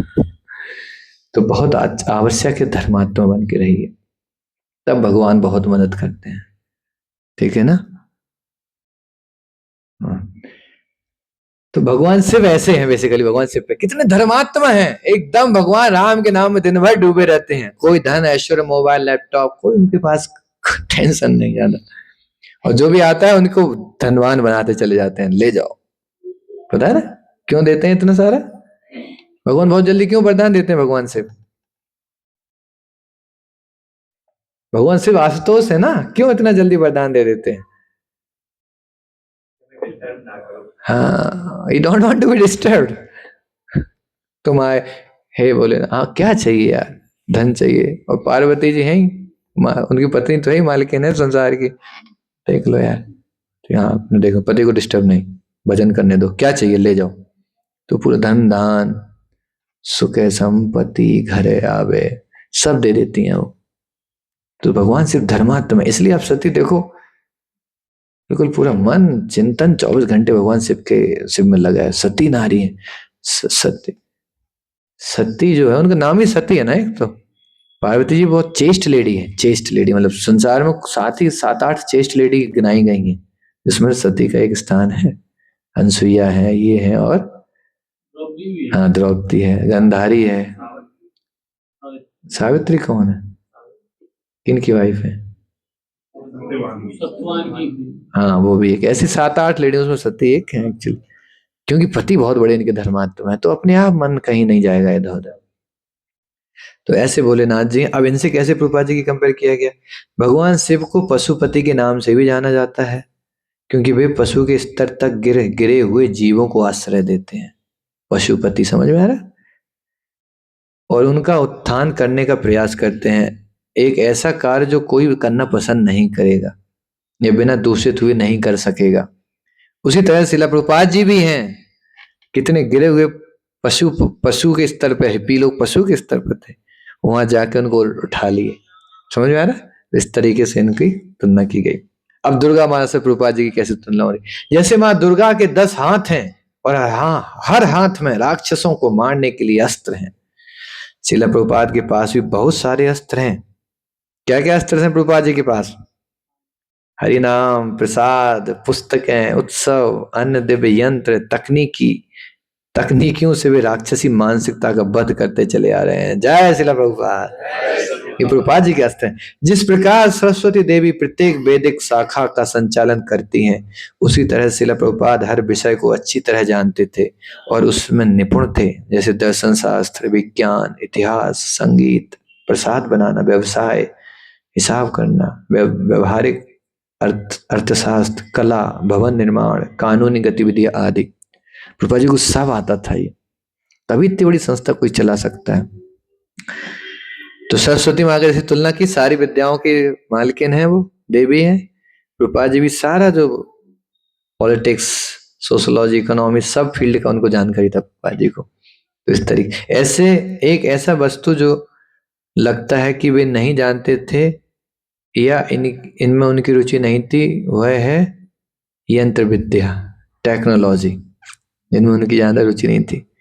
विद्या की एक शाखा जिसका संबंध राक्षसों से है, जय श्री प्रभुपाद। टेक्नोलॉजी, हाँ। एक बार प्रभुपाद जी को फोन दिया अमेरिका में, लैंडलाइन नंबर। तो प्रभुपाद जी बोले ये क्या है? बोले, प्रभुपाद जी टेक्नोलॉजी हम लोगों की है, बैठे बैठे आप अपने सारे सेंटर यहीं से मैनेज करो। उस समय था लैंडलाइन। प्रभुपाद जी पहले कैसे मैनेज करते थे? खत लिखते थे, लेटरों से मैनेज करते थे पूरा इस्कॉन वर्ल्ड वाइड, समझो। तो फोन आ गया तो प्रभुपाद जी बोले आई डोंट वांट दिस। बोले नहीं रखिए Prabhupada ji, it will help you. आज मैं एक स्टूडेंट से बात कर रहा था, एक बच्चे से, इंजीनियर है। तो वो बोल रहा था कि मोबाइल क्या कृपा है आज वैज्ञानिकों की हमारे ऊपर, कितनी अच्छी यंत्र बनाया है उसने प्रभु जी।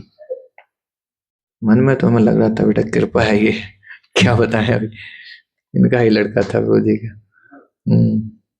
तो 1-2 घंटे उससे बात हुई हमारी, 3 से 5। तो बहुत समझाया उसको हमने कैसे कृपा है कैसे क्या है। तो आजकल बच्चों को समझ ही नहीं आता, उन्हें कृपा लगता है टेक्नोलॉजी, उसको हर चीज कृपा है। बोले ऐसी कृपा है साइंटिस्टों में। हमने कहा हाँ, अंदर से ठंडी कृपा बाहर से गर्म कृपा। एनीवे, तो टेक्नोलॉजी प्रभुपाद जी को फोन रख दिया। प्रभुपाद जी बोले ठीक है। प्रभुपाद जी विश्राम कर देते रात में, 9, 8, 10 बजे लेट जाते थे। रात में 11:30, 12 बजे घंटी बजी। बोले कहाँ से आवे? तो डर गए पहले, क्योंकि पहली बार फोन रखा, बज रहा 11। प्रभुपाद जी आधी नींद में थे बेचारे, 10 बजे तो सोते थे, 1 बजे उठना होता था। 10, 11, 11:30 बजे घंटी बज गई, उठाया। कौन? बोले हाँ प्रभुपाद जी वो अमेरिका में थे, हम लंदन से कहीं दूसरी जगह से। बोले वहां दिन था उस समय, 10 बजे थे, और यहाँ रात में 11 बज गए थे। तो आप कैसे हैं? क्या पूछा उसने? आप कैसे हैं? पर बोले मैं कैसा हूँ? रात को 11:30 बजे नींद डिस्टर्ब करके पूछ रहा है मैं कैसा हूँ।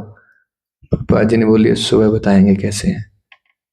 और बस सुबह होते ही पापा जी बोला इस डब्बे को यहाँ से तुरंत ले जाओ, क्योंकि हमें डिस्टर्ब कर रहा है सेवा में। उस दिन फोन निकाल दिया पापा जी। उसके बाद भी कई साल तो लेटरों से मैनेज किया। तो इसलिए पापा जी की बहुत ज्यादा डिस्टर्बेंस की इसमें रुचि नहीं थी टेक्नोलॉजी में। Anyway, जैसे गंगा माता सीधे संपर्क में आने से ही नहीं बल्कि मात्र उनके स्मरण करने से भी शुद्ध कर देती है, उसी तरह प्रभुपाद जी भी करते हैं। जो गंगा स्नान के बाद भारत नहीं जा सकते, जो गंगा स्नान के लिए भारत नहीं जा सकते, उन्हें चिंता करने की आवश्यकता नहीं है, क्योंकि नरोत्तम दास ठाकुर इस बात की पुष्टि करते हैं कि शिला प्रभुपाद जी की शुद्ध करने की शक्ति गंगा से भी अधिक है। निसंदेह शिला प्रभुपाद गंगा को भी शुद्ध कर सकते हैं। जय शिला प्रभुपाद। आपको पता है ना ये गंगा माता ने जो वरदान मांगा था, पता ना वो गंगा माता के कुछ वरदान थे भगवान शिव से कि मैं आऊंगी तब, ब्रह्मा जी से। ब्रह्मा जी ने के पास थी कमंडलू में, तो भागीरथ की प्रार्थना से ब्रह्मा जी बोले जाओ पृथ्वी लोक पर। तो बोले हमें शर्त है कुछ हमारी। तो उसमें एक शर्त पता क्या थी गंगा जी की? कि मैं सारे पाप तो धुल दूंगी पापियों के, वो मेरे ऊपर इकट्ठे हो जाएंगे, फिर जाएंगे कहाँ वो? मैं तो कुछ दिनों में मैं पाप नहीं हो जाऊंगी, इतने पाप सबके ले रहे। तो ब्रह्मा जी बात सही है। तो पता किसी को क्या वरदान दिया था? चिंता मत करो, तुम तो पाप ले लोगी, लेकिन तुम अपने पाप को खुद शुद्ध नहीं कर सकते जो तुम्हारे ऊपर आ जाएगा। वो जब भगवान कृष्ण विष्णु के भक्त आएंगे नहाने, साधु महात्मा, उनके चरण रखने से ही तुम्हारे अंदर जितने पाप हैं वो सब खत्म कर देंगे। ऐसा नहीं कि खुद के चढ़ गए, अब वो बेचारे परेशान घूम रहे, खत्म ही कर देंगे, उसका जीरो अकाउंट। ये शुद्ध भक्तों की शक्ति होती है। गंगा माता को भी शरण मिलती है शुद्ध भक्तों से। इसलिए जो भक्त लोग होते हैं, मतलब जो महान भक्त हैं, ये लोग जाते हैं तीर्थ स्थानों पे, पूछा जाता है आप क्यों, आपको क्या जरूरत है? तो हालांकि दैन्य तो बस बताते हैं वही शुद्ध होने जा रहे हैं, लेकिन ये इसलिए जाते हैं कि वहां के जो गंगा माता की जो अशुद्धता उसको खत्म करने जा रहे हैं। एक्चुअली फैक्ट है।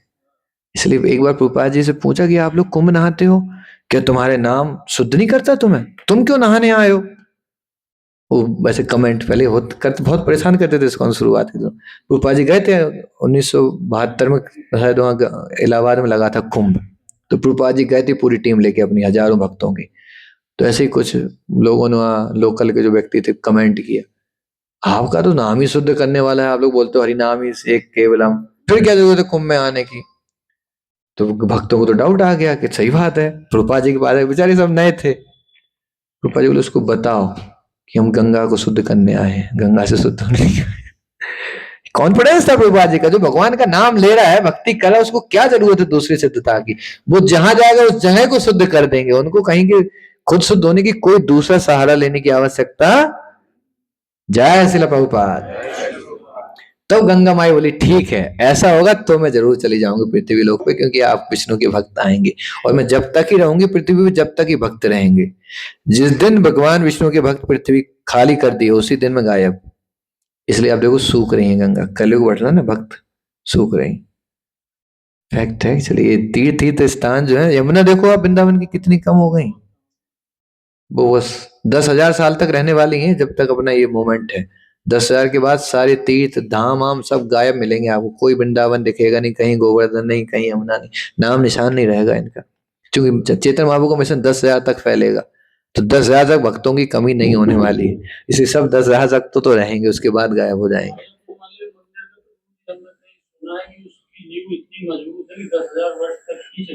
उसी इसलिए बनाया गया है वो। महाप्रभु जो मंदिर अपने टीओबीपी, वो 10,000 ईयर का टारगेट लेके बनाया जा रहा है, इसलिए उसमें बहुत समय लगा। उसकी हर एक चीज लगी उसमें, वो ऐसे लगाई, ऐसे ये लगाओ उसमें तो वो ऐसा होगा, उसकी 10,000 साल आयु होगी। इसलिए बहुत उसमें इंजीनियर, बहुत टेक्नोलॉजी, बहुत दिमाग लग रहा है, इसलिए बहुत समय लग रहा है उसको खोलने में उसको। एनीवे, तो ये गंगा माता से तुलना हो गई। हनुमान जी, हनुमान जी को सीता की खोज में भेजा गया। यह संपर्क करने के बाद उन्होंने कुछ और करने का सोचा, जिसका परिणाम था लंका दहन। सीता को ढूंढ के उन्होंने क्या किया, लंका जला दी। उसी प्रकार शिला प्रभुपाद को गुरु ने क्या आदेश दिया था, अंग्रेजी भाषा में जाके प्रचार करना है। लेकिन उन्होंने कुछ और भी सोचा करने का।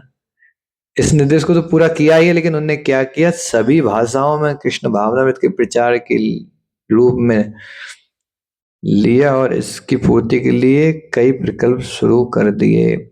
तो गुरु ने आदेश दिया था केवल इंग्लिश भाषा में प्रचार करना।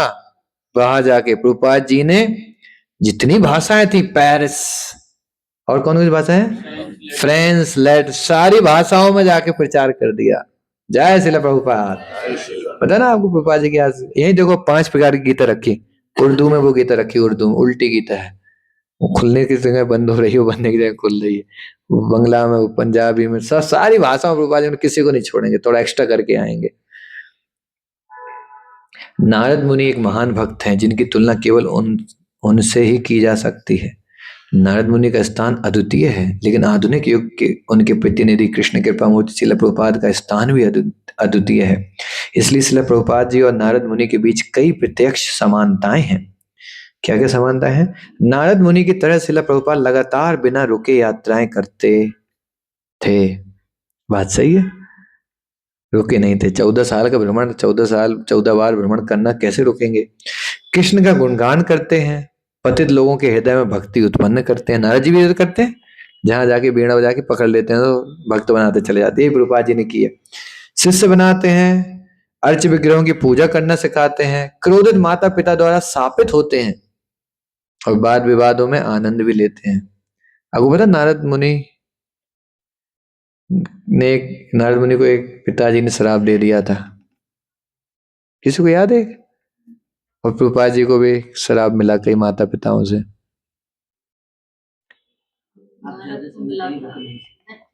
हाँ, दक्ष ने पहला बैच निकाला, प्रोडक्शन किया। दक्ष दक्ष कह रहा, कितने पहले बच्चे थे दक्ष के पहले बैच का, 10,000 बोल रहे हैं दक्ष आज के परीक्षित। तो दक्ष ने क्या किया, 10,000 का पहला बैच निकाला और आदेश कह दिया, बच्चों जाओ तुम भी दक्ष बनो, संतान उत्पत्ति करो, क्योंकि उस समय प्रजा की जरूरत थी संसार।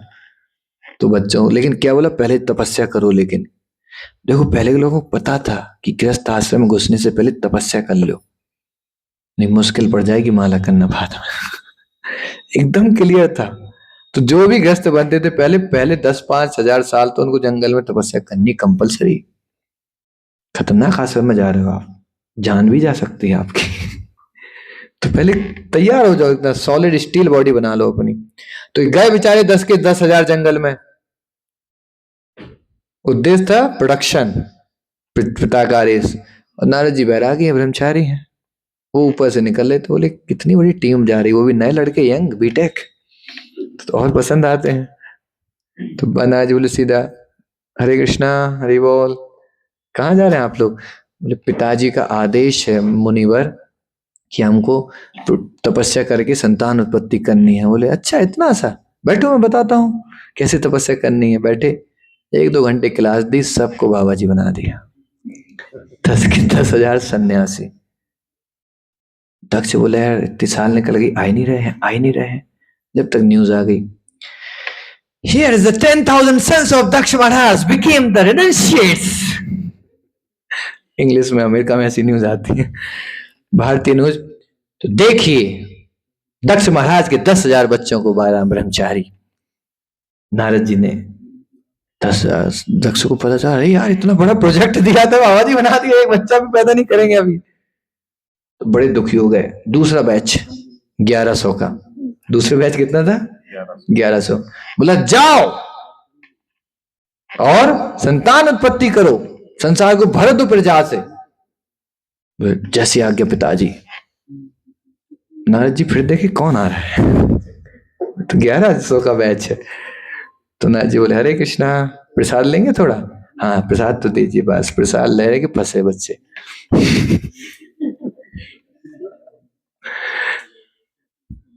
तो बोले कहाँ जा रहे हो? मुनिवर पिता का आदेश है, संतान उत्पत्ति करना है। बोला अपने बड़े भाइयों को फॉलो करो आप। क्या बोला? छोटे भाई का कर्तव्य क्या है? बड़े भाई के कदम चिन्हों पर, पद चिन्हों पर चलना। बोले बिल्कुल सही बात है, कहाँ है बड़े भाई? हरि बोल हरि बोल, हरे कृष्णा कर रहे हैं। 1100 फिर बन गए बाबा। फिर न्यूज आई दक्ष, दूसरा बैच भी क्लीन बोल्ड, एक रन भी नहीं बना पाए। और नारद जी की हिम्मत देखो, दूसरे बाबा बने और गए दक्ष प्रजापति के पास मिलने। हरे कृष्णा। जैसे ही देखा नारद को, उसके, आप समझ क्या हालत हो रही होगी। एक बच्चा जिसका बाबा बन जाए, लोग सहन नहीं कर पाते हैं, मन ही मन इस्कॉन को गाली देते हैं, दूर से प्रणाम करते हैं, जय प्रभुपाद, दोबारा मत करना ऐसा। अंदर बहुत सालों तक ये अंदर से जाता नहीं है, क्योंकि माता पिता की सबसे दिल की इच्छा रहती है, अंदर की एकदम गहरी इच्छा। वो क्या है? अगर लड़का है तो क्या है, क्या देखना है उनको? नाती देखना। ये बहुत गहरी इच्छा रहती है इनकी, मतलब पता नहीं क्यों होती है, लेकिन होती है। ये इतना पता चल गया हमें कि बहुत गहरी इच्छा होती है। किसी भी हद तक जा सकते हैं माता पिता, बस कैसे भी करके आगे जनरेशन बढ़े, हमें वंश चले। वंश नहीं चलाना है, एक इच्छा है बस, नेचुरल नेचुरल इच्छा है। तो दक्ष को इतना आग लग गया, बबूला। नारद जी को श्राप दी, नारद तुमने मेरे 10,111 नहीं 11,011 कितने हो गए यार? 11,100 बच्चों को तुमने बाबा बना दिया। जाओ मैं तुम्हें श्राप देता हूं, आज के बाद तुम कहीं एक स्थान पर ठहर नहीं पाओगे। जब ठहर नहीं पाओगे तो प्रवचन कैसे दोगे? तो नारद जी को श्राप मिल गया। नारद जी को बोला, नारद जी बोले थैंक यू, मेरा काम ही ट्रैवलिंग का है, आपने टिकट और दे दिया हमें कि तुम कहीं एक स्थान पर जाना समय रुकोगे नहीं। तो ये श्राप नारद जी को मिला है, इसलिए वो हर समय ट्रैवलिंग करते रहते हैं, और जहां मिलता है भक्त बनाते हैं। प्रभुपाद जी को भी एक माता पिता आए, एक बहुत बड़े गिरिराज स्वामी हैं, अभी महाराज आए थे। ये जब बच्चे थे 19 साल के, तो इनके पिता अमेरिका के बहुत बड़े लंदन के लॉयर थे, बहुत बड़े वकील, मतलब मिलेनियर। मिलेनियर को अकेले बच्चे थे इनके, और कहीं ना कहीं इनका मन लग गया प्रभुपाद जी की सेवा में। तो अभी घर ही ना जाए तो पिताजी आए इनकी बड़ी गाड़ियों से, बोला Prabhupada Swami ji is my son. Yes is your son, tell him to go home, उसको बोलो घर जाने के लिए, घर ही नहीं आता है। प्रभुपाद जी बोले मैंने मना नहीं किया, जाए। बच्चे से पूछा, बच्चे बोला नहीं मुझे यहाँ अच्छा लग रहा, मुझे नहीं जाना। पिताजी ने प्रभुपाद जी के सामने चेक फेंक दी, बोला कितना भी अमाउंट डाल दो उसमें, जितना तुम्हें, खाली चेक साइन करके दे दी, और मेरे बच्चे को घर भेज दो बस। प्रभुपाद जी बोले मैं नहीं पकड़ के रखा हूं, उसकी इच्छा है, आप ले जाओ। अब बच्चे नहीं आ रहे तो मैं क्या कर सकता हूँ। जैसे तैसे चले गए, वो नहीं गए। तो बाद में वो गिरिराज महाराज जब 19 साल के थे उस समय प्रभुपाद जी से बोले, प्रभुपाद जी आपने चेक भी रख लेते, हमें भी रख लेते। तब प्रभुपाद जी बोले कि एक भक्त बहुत दुर्लभ होता है एक्चुअली। क्या चेक की क्या कीमत है एक भक्त की, खासकर जो अपना जीवन ठाकुर जी को समर्पित करे, उसमें क्या अमाउंट भरोगे उसके लिए। There's no comparison to such person। तो गिरिराज महाराज, वही गिरिराज महाराज आप देखो, अभी 2 महीने पहले कानपुर आए थे। 78 साल की उम्र थी अभी उनकी। 19 साल में प्रभुपाद जी को ज्वाइन किया था।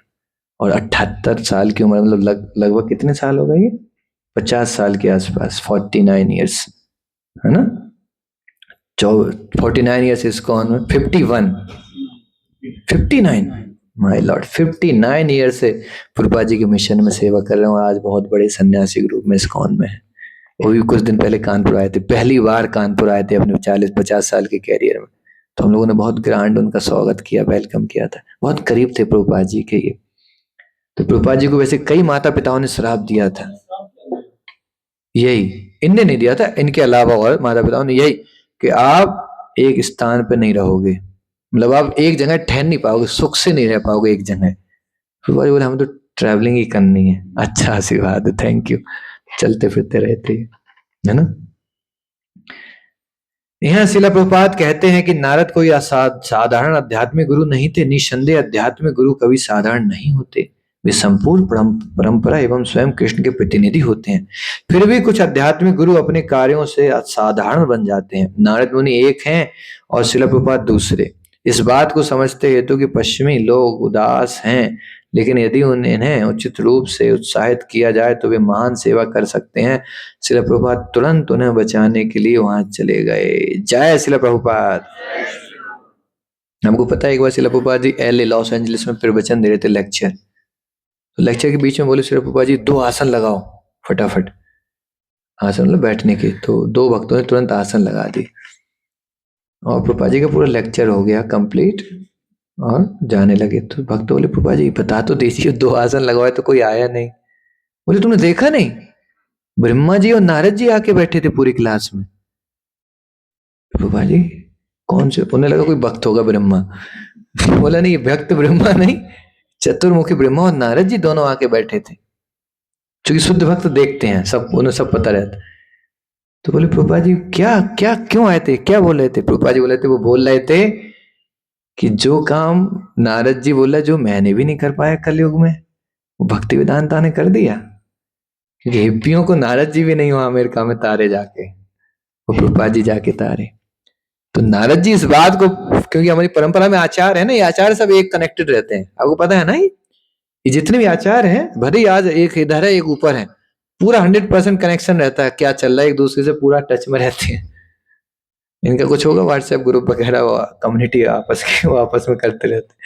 तो नारद जी बोल रहे थे कि स्वामी जी भक्ति वेदांत तूने बहुत अच्छा काम किया कलयुग में। निपियों को तो हमने भी नहीं सोचा था यहाँ के बौरी में इनका कल्याण करेंगे, वो आप आके सोचे। तो बड़े खुश थे नारद जी उनसे।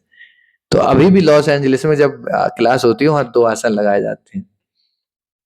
पता नहीं आए कि नहीं दूसरी बार, लेकिन पहली बार तो आए थे वो। तो एक बार ऐसा घटना हुआ था, वहां पर लीला हुई थी। शिला प्रभुपाद जी बहुत अद्भुत भी थे। अद्भुत मतलब समझ रहे हो ना, जो थोड़ा आम मनुष्यों से ऊपर का सोच सकते थे, या फिर असाधारण व्यक्ति, असाधारण व्यक्ति अच्छा शब्द है। जैसे मैंने उस दिन उदाहरण दिया था कि जब वो चलते थे तो एक बार देखा भक्तों ने कि वो निशान ही नहीं पड़ रहा है, वो ऊपर ही है। और इसलिए वो भक्त भाग रहे हैं, वो चल रहे हैं और फिर भी मैच नहीं हो पा रहा है। हाँ, वो दबी नहीं है तो कुछ, वो तो चले जा रहे हैं, तो वो फ्लोट करते हैं एकदम शुद्ध भक्त। इसलिए बहुत हाई स्पीड थी प्रभुपाद जी की। तो ऐसी बहुत सारी देखने को मिलती हैं लीलाएं कि प्रभुपाद जी ने थोड़ा दिखाया अपना अद्भुत असाधारण स्वभाव।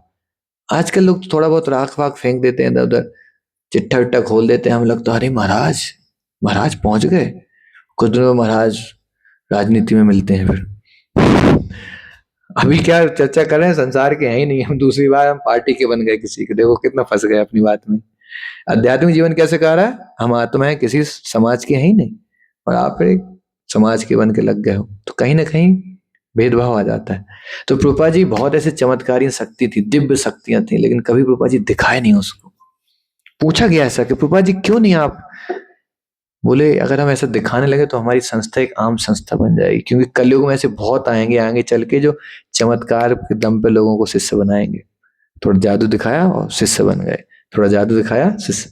तो प्रभुपाद जी को लगा हमें भी ऐसा करने लगे तो फिर अंतर क्या रह जाएगा, लोग समझ ही नहीं पाएंगे प्रमाणिक कौन है फिर।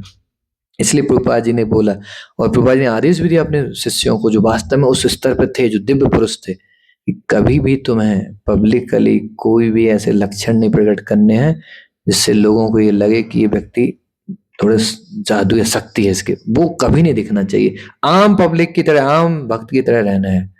ये प्रभुपाद जी का आदेश भी था। इसलिए आप इसको हम देखो, जो हमारे महाराज लोग हैं ये बड़े दिव्य स्तर पे हैं। दिव्य स्तर पे मतलब बहुत अद्भुत हैं, लेकिन कभी इनका पब्लिक चमत्कार आप नहीं दिखा ना। हाँ, कृष्ण ने दिखाए, राम ने नहीं। कृष्ण तो है ही खैर चमत्कार है, राम राम जी का जरूर राम जीवन रहा। तो आदेश दिया। अभी जैसे हमारे जयप्रदा स्वामी महाराज हैं, मायापुर के, अद्भुत पुरुष है, मतलब इज डिफरेंट। एक बार रथ यात्रा हो रही थी तो बारिश आने लगी। रथ यात्रा में बारिश होती है, हम लोग भी 3 साल से परेशान ही हैं। हालांकि रुक जाती है भगवान की कृपा से, लेकिन पूरे दिन चलती। तो बारिश होने लगी तो सब भक्त घबरा गए। और कलकत्ता की रथ यात्रा इस्कॉन की सबसे बड़ी रथ यात्रा होती है, आपके इन्फॉर्मेशन के लिए बता दें। 7 दिन चलती है। कितने दिन? 7 दिन। और इतनी ग्रैंड सेलिब्रेशन होता है, इसका कोई कंपैरिजन नहीं है। क्योंकि कलकत्ता में प्रभुपाद जी का जन्म स्थान है ना, तो उस खुशी से हम लोग उस कलकत्ता की रथ यात्रा को पूरा इस्कॉन की टॉप रथ यात्रा मनाए थे। तो जयप्रदा का महाराज आया, इनको बताया कि महाराज ये समस्या आ रही। तो महाराज ने तुरंत करताल उठाई और सीधा बोला, इंद्र बादलों को साइड में करो, 2 घंटे बारिश नहीं होनी चाहिए। और थोड़ी करताल बजा दी और वास्तव में वो बादल साइड में रहे और रथ यात्रा खत्म होते ही बारिश चालू हो गई। तो ये दिव्य शक्ति है, लेकिन ये दिखाते नहीं है लोग पब्लिक। इनके पास देवताओं से बात करने की सब पूरा कनेक्शन रहता है। महान। एक बार गोपाल कृष्ण गोस्वामी महाराज हमारे हॉस्पिटल में थे, भर्ती थे, बीमार थे, तो चल रहे थे, बाहर भक्त बैठते, ड्यूटी लगती थी। तो उसने देखा कि महाराज से अंदर से आवाज आ रही, 2-3 लोग बात कर रहे हैं। तो वो तो देखा रात थी, आया कोई है नहीं उस समय, आवाज कहाँ से आ रही। तो वो बेचारा एकदम से आया, उसको लगा महाराज कुछ बुला रहे हैं, मांग रहे हैं। आया तो देखा कि महाराज बेड पे बैठे हुए थे, ऐसे ऐसे बैठे नहीं होते। महाराज क्या हुआ, आवाज आ रही थी। मैं बोला तुमने सुनी क्या? बोला हाँ, सुन ली। तो महाराज बोला अब बताना मत, जो मेरे गॉड ब्रदर जो संसार में नहीं है चले गए, हम लोग थोड़ा मीटिंग कर रहे थे कैसे इसको हमको आगे चलाना है। तो हम 4-5 लोग बैठ के डिस्कशन चल रहा था। तो है नहीं संसार में, ये आईसीयू में, उधर आईसीयू नहीं हॉस्पिटल में, लेकिन यही समय अच्छा है, कोई ये देखेगा नहीं। तो सब आके वहां मीटिंग चल रही थी, क्योंकि बहुत सारे गॉड ब्रदर चले गए थे, यही बचे थे मैन लीडर इस्कॉन के। तो डिस्कशन चलता था कैसे संस्था को आगे बढ़ाया जाए, कौन कौन से चैलेंज आ रहे हैं। तो ऐसी कई घटनाएं देखने को मिलती हैं इन लोगों के जीवन, कि दूसरे जगत के लोग रहते हैं, लेकिन वैसे है कि उजागर नहीं की जाती, लेकिन एक आध लीक हो जाती है, ऐसे ही हो गई, तो वो पता चल पाती है हम लोगों को।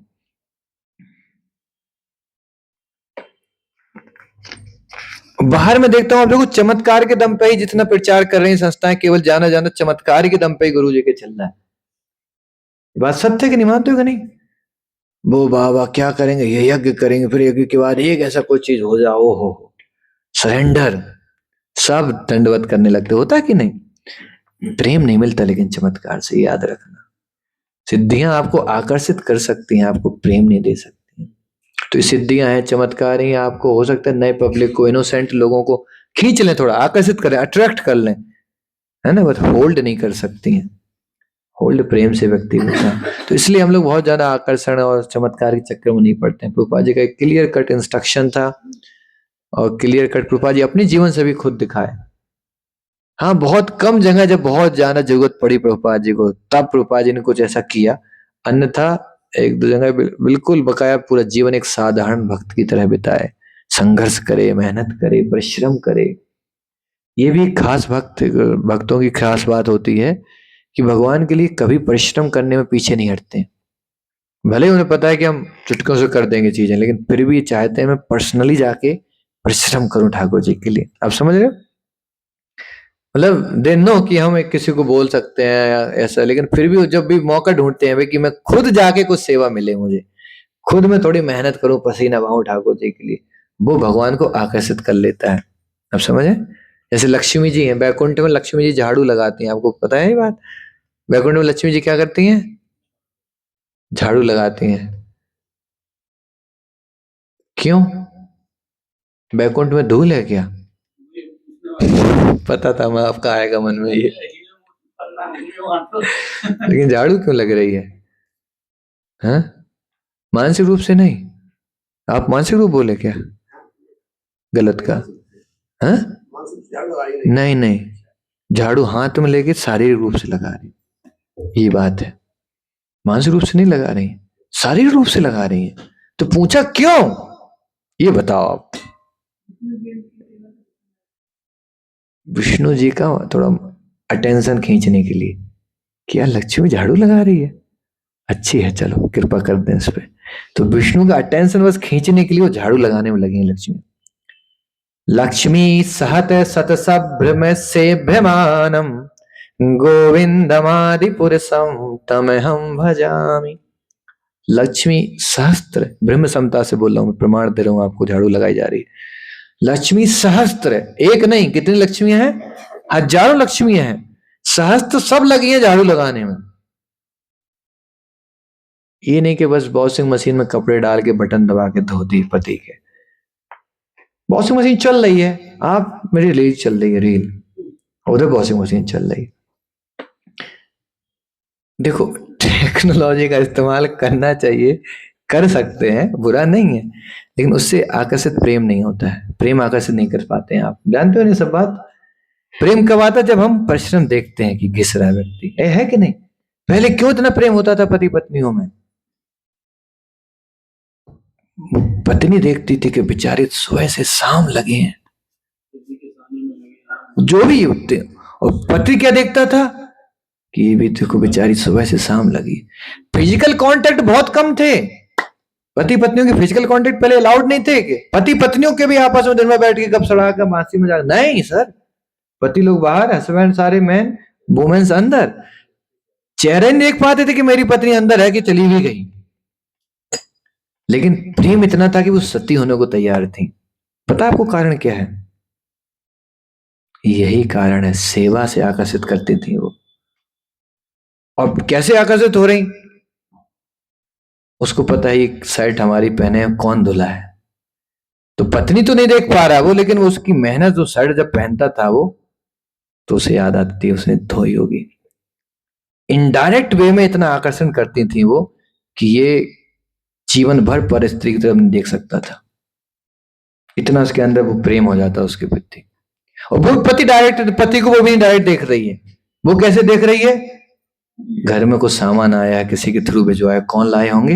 वो लाए होंगे हमारे, कितना ध्यान रखते हैं देखो हमारा बच्चों का। तो उससे वो आकर्षित होती थी। देखो, फिजिकल कांटेक्ट नहीं है, सेवाओं से प्रेम खींचा जा सकता है, चाहे वो गुरु हो, चाहे वो कृष्ण हो, चाहे पति हो, चाहे कोई भी हो। अगर आप किसी को आकर्षित करना है, आप सेवा करिए। इसलिए प्रभुपाद जी चाहते थे इस्कॉन में भक्तों को एक समय के बाद जब उनकी माला होने लगे, अब सेवाएं दो उनको थॉरोली, क्योंकि बिना सेवा के किसको खींच नहीं चाह सकते। ये माला तो घर में बैठे बैठे कर रहे हैं, पता ही नहीं चला कौन क्या कर रहा है। जब सेवाओं दिखता है कि बेचारे 4 घंटे से खिचड़ी बना रहे हैं पसीने में, स्वाभाविक रूप से हृदय खिंच जाता है कि भगवान पे कृपा करिए। दिखता है कि सुबह बाइक लेके बेचारे घूम रहा है, सुबह से धूप में सब्जी लेते, देखते दूर से दिख जाता है तो प्रेम आ जाता है, भगवान इस पे कृपा करें, ये भाव अपने आप निकल आते हैं, इफेक्ट है। और आज क्यों पति पत्नियों के संबंधों में इतना कमजोरी हो गई कि थोड़ा होते ही खत्म, सेवाएं नहीं, सब मशीनें सेवा कर रही हैं। बटन दबाया, कपड़े धुल गए, झाड़ू वाली आ रही घर में, झाड़ू लगा दी, खाना बनाने वाली खाना बना दी। अब पति का हृदय किसकी ओर आकर्षित होगा? आई एम सॉरी, बट ये सत्य है, अक्सर सुनने को मिलता वो उनके प्रति। तो पत्नी ने सेवा क्या की? झाड़ू, बेचारी रोटी वो बनाई पसीने में, लाइए खा लीजिए, तो वो उससे प्रेम करने लगा। आपको उसकी क्या गलती? भाई जो जिसकी सेवा करेगा उससे प्रेम आएगा, स्वाभाविक है। ऑफिस में आप ऑफिस जाने लगे आजकल, माता बॉस की सेवा करें तो बॉस प्रेम करने लगता है। कोई बॉस की सेवा, पति की सेवा जीरो है, पति की सेवा नौकरानी कर रही, तो उसका उसके प्रति प्रेम हो गया। तुम बॉस की सेवा कर रहे हो, वो बॉस तुमसे प्रेम करने लगा। यहाँ तलाक होके वहां सेट हो गया मामला। यही तो हो रहा गलत, यही तो समाज में जिसकी सेवा वहां प्रेम, इफेक्ट है। तो इसलिए सेवाओं से हृदय खींचा जा सकता है। सेवाएं अगर आप करेंगे तो आप हृदय जीत लेंगे, और स्वाभाविक है, सेवाओं से बहुत प्रेम आ जाता है। तो संबंध अगर हमें अच्छे रखने हैं घर गृहस्थी में भी, तो सेवाएं करनी चाहिए हमें। बच्चों को दिखना चाहिए मम्मी संघर्ष कर रही है मेरे लिए। क्या चाहिए मम्मी, ओ हो गया ठीक है, आंटी को बोलो कपड़े धो देगी, वो नौकरानी है आंटी, आंटी कपड़े धोगी। बच्चा देख रहा है कि आंटी हमारे दाग वाले कपड़ों को 1 घंटे से धो रहे, वो आंटी के प्रति उसको प्रेम आ जाता है, मम्मी से प्रेम ही नहीं करता वो। पाल कौन है उसे, नर्स पाली है, हाँ आंटी पाली है उसकी, मम्मी तो ऑफिस चली गई सुबह छोड़ के, तो उसके प्रति प्रेम आ गया। और फिर बुढ़ापे में मम्मी पापा बोलते हैं बेटा नहीं मेरी सेवा करो, क्यों करे, तुमसे प्रेम ही नहीं कर पाए हम जीवन भर। मानते हो कि नहीं इस बात को आप? तो पहले के वैदिक काल कितना अच्छा था, पति और आज फिजिकली इतने कनेक्ट है पति पत्नी, हर 2 मिनट व्हाट्सएप, कहाँ हो, लेट हो गए, photo video calling, Radha Madhav भगवान एक ही, हर 2 मिनट में आप देखो हम व्हाट्सएप आते हैं, हर 2 मिनट में हम संबंध दिखाना चाहते हैं। प्रोफाइल देख लो आप व्हाट्सएप की, स्टेटस क्या बोलते हैं उसमें, पति पत्नी साथ में खा रहे हैं, पार्टी में गए हैं, खड़े हैं, खेतों में हैं, खलिहानों में हैं, दुकानों में हैं, साथ में फोटो आती आती है कि नहीं? वो ज्यादा दूर से क्या समझ में आ रहा है, बड़े घनिष्ठ संबंध हैं, लेकिन आप इनके हृदय को टटोल लो, बहुत डर है, एक दूसरे के प्रति विश्वास की बहुत कमी पाई जा रही है। मानते हो कि नहीं? हाँ, तो फिजिकली पास आना बहुत इंपॉर्टेंट नहीं है, दूर से रह के सेवा करके प्रेम आकर्षित करना बहुत आवश्यक होता है। तो यही सिद्धांत सिखाया गया शुरुआत से कि पॉइंट क्या है पूरा पूरा, सेवा। हम इस पॉइंट पे कैसे आए, सेवा पर क्या चर्चा चल रही थी यहाँ? हाँ लक्ष्मी, गुड। लक्ष्मी जी क्या करती हैं वैकुंठ में? सेवा लगाते हैं, क्योंकि लक्ष्मी जी को पता है कि भगवान का हृदय केवल और केवल सेवा से आकर्षित किया जा सकता है। तो लक्ष्मी और धूल है नहीं, फिर भी कुछ तो भगवान को लगे ना। बताओ लक्ष्मी दिन भर एसी में बैठ के रील देखे मान लो, और बोले भगवान विष्णु मुझे बहुत प्रेम करो, क्यों प्रेम करेंगे तुम्हें, क्या कर रही हो? अब भगवान के पैर दबा रहे, भगवान विष्णु कहाँ टहलने जाते हैं, पैदल चल के गए 5 किलोमीटर, पसीने आ गया, अब लक्ष्मी लगी हाय हाय तेल लगा दो, कहाँ जाते हैं? कहीं सुनो भगवान विष्णु टहलने गए, जहां गए प्रकट मांग लो गायब, ये तो चलता ना, मांग लो गायब, बेड से लेटे लेट के खड़े हो गए, फिर लेट गए जाके। लक्ष्मी जी कोई भी ऐसी फोटो नहीं होगी अगर भगवान विष्णु लेटे हैं पैर नहीं दब रहे हो। अमेरिका में केस कर दिया, इन नारी का शोषण हो रहा है, विष्णु में केस कर दिया अमेरिका में, नारी का शोषण देखो कैसे करते हैं हिंदू वाले, जबरदस्ती 24 घंटे पैर दबाते हैं उससे। नहीं उदाहरण दे देते हैं, तुम नहीं दबा सकती पैर, देखो विष्णु नहीं वो केस हो गया इस पर तो, कि भाई देखो हिंदू धर्म में शोषण है नारियों के साथ, पैर दबाए जा रहे हैं बिना कुछ करे। तो शायद भक्त थे कोई, तो उन्हें सिंपल सा उत्तर दिया, लक्ष्मी जी को दिक्कत नहीं है, तुम्हें क्या दिक्कत है? अगर लक्ष्मी को शोषण लगा तो एक बार लक्ष्मी जी की FIR आनी चाहिए थी, बैकुंठ से आके यहाँ केस कर दिया, भाई साहब जज साहब बहुत शोषण हुआ है, जब से समुद्र से निकली है लगे पड़े पैर दबाने में, उनको आनंद आ रहा, तो वास्तव में वो जानबूझ के पैर दबा रही हैं, थकान नहीं है उनको, कुछ तो करूं मैं, क्या करूं, करने को नहीं है। तो अगर आपके पास कोई सेवा नहीं है तो आप कुछ जानबूझ के क्रिएट करो, पहले फैला दो गंदगी, लगाओ झाड़ू, यू शुड डू समथिंग। क्या करें? इस्कॉन के बड़े बड़े मंदिरों में समस्या आती है, इतने भक्त हो गए, सेवाएं गिनी चुनी है, तो बहुत सारे भक्तों को कुछ करने को नहीं मिलता। तो हम लोगों को जो मैनेजमेंट है, लीडर है, प्रेसिडेंट है, उन लोगों को बहुत प्रेशर आता है, क्या करें सेवाएं नहीं है, सब बेचारे बैठे रहते दिन भर। पता है आपको ये बहुत बड़ा प्रॉब्लम है इस्कॉन में, बड़ी कम्युनिटी में जहां 10,000 गृहस्थ हो गए, 5,000 कम्युनिटी हो गई, वहां तो ऐसा है कि भाई खाना बनना वही गिने चुने 4 लोग चाहिए प्रसाद बनाने के लिए, सैटरडे प्रोग्राम में है 5,000। अब वो माता ऐसे वैसे, प्रभु हम करें क्या, हो कोई सेवाएं नहीं है हमारे लिए। तो जानबूझ के फिर कुछ मैनेजमेंट मीटिंग चलती है, सेवाएं कुछ क्रिएट करो, तो क्रिएट की जाती हैं कुछ सेवाएं, कुछ नया कुछ बनाना है, आज आज बर्थडे मनाएंगे तो जाओ सजाओ, चलो कम से कम 4-5 सजाने में लगी 2 घंटा, एक सेवा मिल गई इनको। प्रभुपाद जी तो बोलते थे क्रिएट सर्विसेज। ये जड़े को पूरा फैलाने वाली कहावत लगता है स्कूल में सेवा के लिए एक बात बताइए, कल हमने सबसे रिक्वेस्ट की थी स्लीपर सब वहां स्टैंड पर जा रहे हैं, इसी लिए जा रहे हैं, वो अरेंज करके आए हैं यहाँ पे। लोग माता जी ने अपने हाथ से एक बार ताली बजाइए। हाँ सेवा कैसे मिलेगी? नहीं तो माता जी देखो 2 तरीके अब नहीं माता जी, ये पॉजिटिव ऐसा सोचो, सेम चीज है कि ठीक इन्हें तो उतार दी तो है ही है, जैसे गिरे भाई हैं जैसे मान लो तुम तो। नहीं लेकिन पॉइंट क्या है माता जी, आपको ये नहीं देखना है, आपको ये देखना है कि चलो कम से कम मुझे एक सेवा मिल गई, नहीं तो आपकी क्या सेवा रहती। नहीं ट्राई टू अंडरस्टैंड, नहीं आई अंडरस्टैंड, आप वो बात समझो, लेकिन आप सिद्धांत समझो। एक्चुअली पता है ऐसा क्यों मैं बोल रहा हूँ, यही सेम सवाल आज के 6 महीने पहले कानपुर के ब्रह्मचारी ने उठाया था कि पूरी ब्रह्मचारी लोग चप्पल नहीं उठा स्टैंड पे रखते हैं और खराब पड़ी प्रेसिडेंट से पूछा था, भरी मीटिंग में मैं बैठा था, मैं सुन रहा था आंसर क्या आना चाहिए इसका, तब प्रभु जी ने ये बोला था, आप केवल ये देखो ये आपको एक सेवा मिल गई है बस। हमने कई वो कहा है कि फैलाया करोगे श्वेता माता जी से, और मान लो अगर नहीं आए तो मनोज वो करेंगे। तो 2 जने फिक्स हो गए, एक श्वेता माता जी और एक मनोज को। तो जब मनोज ताली हो जाए, तो जब मनोज प्रभु आएंगे उस समय तक जितनी चप्पल है वो इनकी सेवा है। गुड। दूसरा उसके बाद की पीरियड में जब आप आएंगी तो कुछ आपको सेवा, तो सेवा बांट लो, आदि प्रभु जी की आदि आपकी। क्लियर? नहीं बहुत बहुत बड़ी सेवा है भक्तों की चरण धूलि मिलना है, बहुत बड़ी सेवा है, एक्चुअली फैक्ट है, करना चाहिए। हाँ वो मैनेजमेंट का काम है कि हम कैसे व्यवस्था करें, सब रखें। आप भक्त हो के इसको आपको नहीं सोचना है, समझ में आ रहा? वो मैनेजर सोचेंगे, लीडर, कि इनको कैसे लाइन में लगाना है, लेकिन आपको क्या सोचना, मुझे तो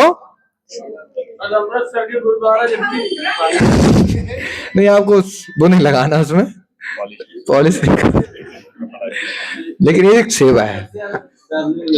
और दूसरा आप देखो, मेरी तरीके से रिक्वेस्ट क्या है, कृपया इन लोगों को ये सेवा का मौका ना दें, वो आपकी सेवा है। हम सबकी सेवा क्या है, इनको ये सेवा ना मिल पाए कि हमारी चप्पल उठाएं, ये हमारी सेवा। तो आप भक्त हैं तो अब आप तो भक्त, आपकी जिम्मेदारी क्या, इन लोगों को ये सेवा नहीं मिल पाए, ठीक है ना? तो इस तरीके से हर चीज के दोनों एंगल हैं। नहीं ऑब्वियसली, बिल्कुल बिल्कुल, ये माता जी के जो भाव हैं इसको हमें समझना चाहिए। सबकी जिम्मेदारी है कि हर जगह हम देखें कुछ फैलाए ना, जितना हो सके अरेंज करें।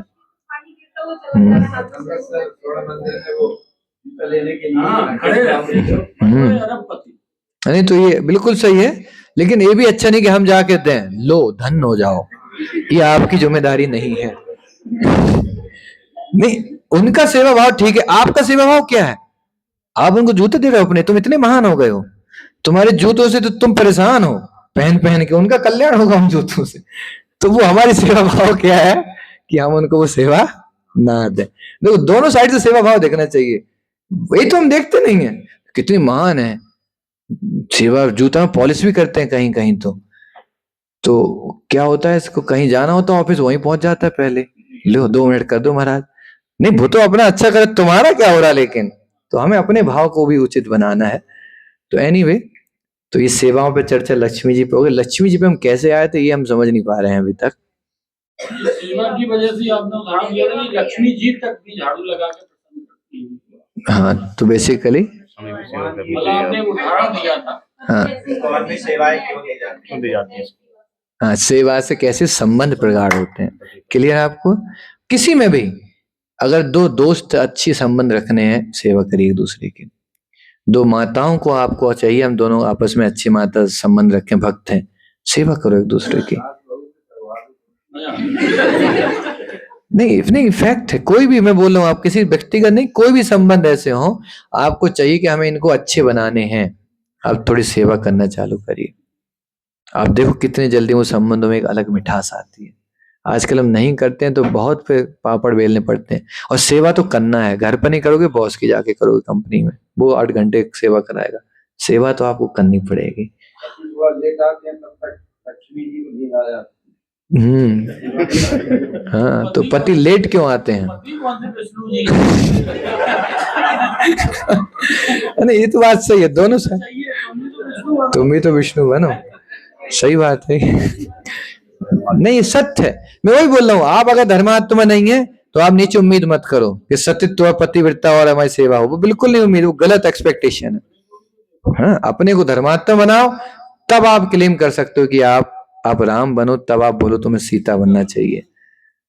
हम रावण बने घूम रहे हैं और उम्मीद करें सीता तुम बन के रहो, और बच्चे कैसे हो, लवकुश हो। ये बिल्कुल गलत एक्सपेक्टेशन है। तो पूरा आज जो हमारा सत्र इतने दिनों से चल रहा था, ये कई वक्तों के कहने से चालू किया था हमने, तो आज इसका समापन है। और प्रभुपाद जी का जीवन और कई आचार्यों का जीवन और कुछ प्रैक्टिकल, मैं एक चीज पे विशेष फोकस करता हूँ हमेशा कि कथाएं तो ठीक है, कुछ प्रैक्टिकल जरूर हमें चर्चा करनी चाहिए। घर परिवार रिश्तेदारी संबंध कैसे चलाएं, क्योंकि आज समाज में इसकी बहुत ज्यादा जरूरत है, इसकी बहुत ज्यादा नीड है। तो ये प्रैक्टिकल चीजें मैं जरूर चर्चा करता हूँ, और आपसे सबसे रिक्वेस्ट भी है, कृपया करके इन चीजों को गंभीरता से लेना चालू करिए। एक एक भी आप एक क्लास से कोई चीज पकड़ लिए कि आज से हम ये चालू करेंगे। जैसे आज हमने बहुत सारे एक्सपेक्ट पर चर्चा की, सेवा भाव क्या होने चाहिए, संबंध क्या होने चाहिए, मनुष्य जानवरों में अंतर क्या है, हम द्विपाद पशु हैं, द्विपाद जंतु हैं, कब मनुष्य बन सकते हैं, पशु और मनुष्यों में विशेष अंतर है कि हम एक उद्देश्य के लिए जीते हैं। फिर हमने इस पे भी चर्चा की, जो कर्म है, कर्म को अगर आप प्रधानता देते हो कि नहीं, जिम्मेदारियां निभाना चाहिए, जिम्मेदारी सबसे महत्वपूर्ण है, तो बहुत अच्छी बात है। तो आपकी सबसे पहली जिम्मेदारी मनुष्य में है, अथा तो ब्रह्म जिज्ञासा, ब्रह्म की जिज्ञासा करिए। तो उस जिम्मेदारी को भी निभाओ, तो कोई दिक्कत नहीं। और आपको लग रहा नहीं हम जिम्मेदार हैं ही नहीं, काय को क्या जिम्मेदारी करना, तो फिर कर के रहो घर गृहस्थी में, तब भी जाके बैरागी बनो, भगवान की शरण लो। तो दोनों स्थिति से आपको भगवान की शरण लेनी ही है। याद रखो, शरीर छोड़ने से पहले हमें भगवत प्राप्ति करनी है, वो मनुष्य का सबसे पहला जिम्मेदारी है। तो अगर आप बहुत जिम्मेदार हैं, you are very active, very responsible, then become responsible in your spiritual life also. आध्यात्मिक जीवन में भी आप एक जिम्मेदार व्यक्ति बनिए, आध्यात्मिक ड्यूटी को भी बहुत मेहनत से, ईमानदारी से निभाइए। तो ऐसे बहुत सारे, कोई एक आध पॉइंट और आप बताना चाहेंगे आज आपको जो समझ आए हो, रिलेवेंट लगा हो? एनीवन वन पॉइंट आपको पूरी क्लास से आपको लगा हो कि आपको लगा हाँ ये बहुत अच्छा है, मुझे आज समझ आया, मैं इसको उतारना चाहूंगा, प्रयास करूंगा।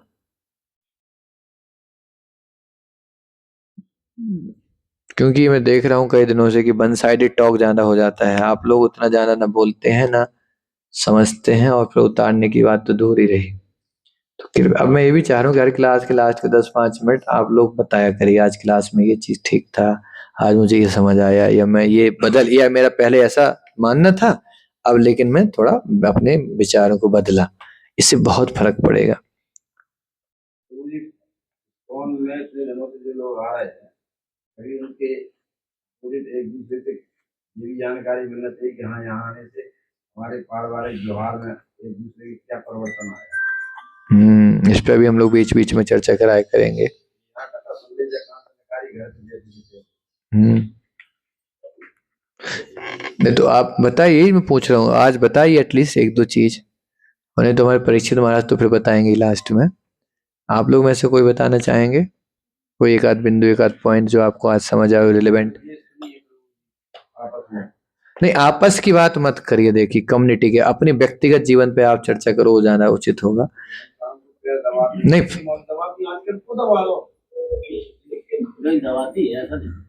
नहीं, ऐसे दूसरों पे आप मत जाओ, आपको क्या समझ आया ये बताओ, बस दुनियादारी की मत बात नहीं करो, इसका कोई अंत है ही नहीं एक्चुअली। पहले सेवा भाव।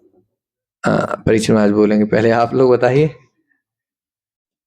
हरि बोल। बताओ, नाम लेना चालू करूं फिर मैं क्या? हाँ दिलीप प्रभु बताओ। सेवा से ही संबंध होते हैं, जितनी हम सेवा करेंगे ना उतना संबंध प्रगाढ़ होंगे। ठीक, गुड, थैंक यू दिलीप। दूसरा लोकेन प्रो, खड़े होइए, बताइए। जनाब,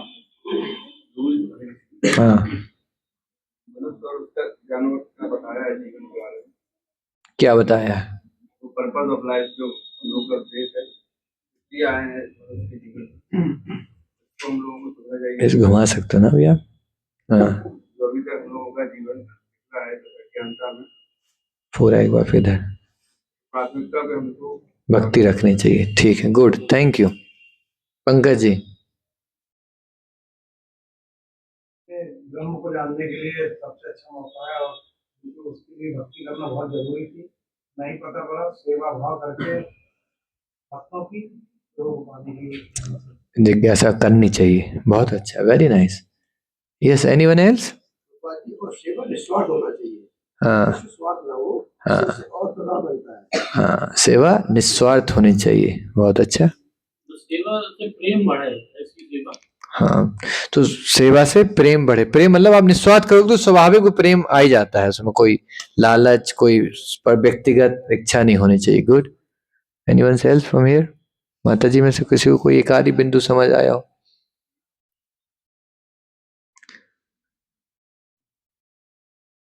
देखो, बोलने से क्या होगा लाभ, आप बोलेंगे तो आपको वो हमेशा याद हो जाएगा वो चीज। अन्यथा क्या होगा, बोलेंगे नहीं तो सब भूल जाएंगे जाते जाते। तो जो पॉइंट आप बोलते हो वो याद होता है, सुनने से बहुत कम याद रहता है। तो एक आध चीज बताइए, बोलना सीखिए, आप लोगों को आगे प्रचार करना है।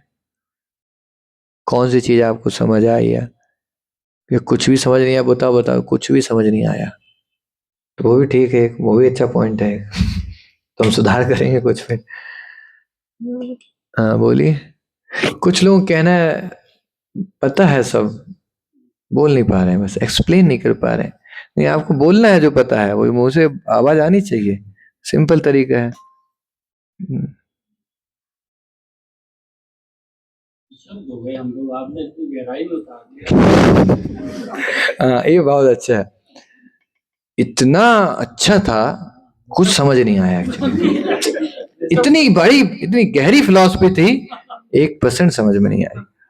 कुछ ऐसे भी वो महाराज जी का बहुत अच्छा लेक्चर था। अच्छा, क्या बताया? अरे आप क्या बताएं, अब क्या नहीं बताया? शब्दों में तो बता ही नहीं सकते। अब पूछ लो, अब उतरो मन में उनके, पता करो मन में क्या है।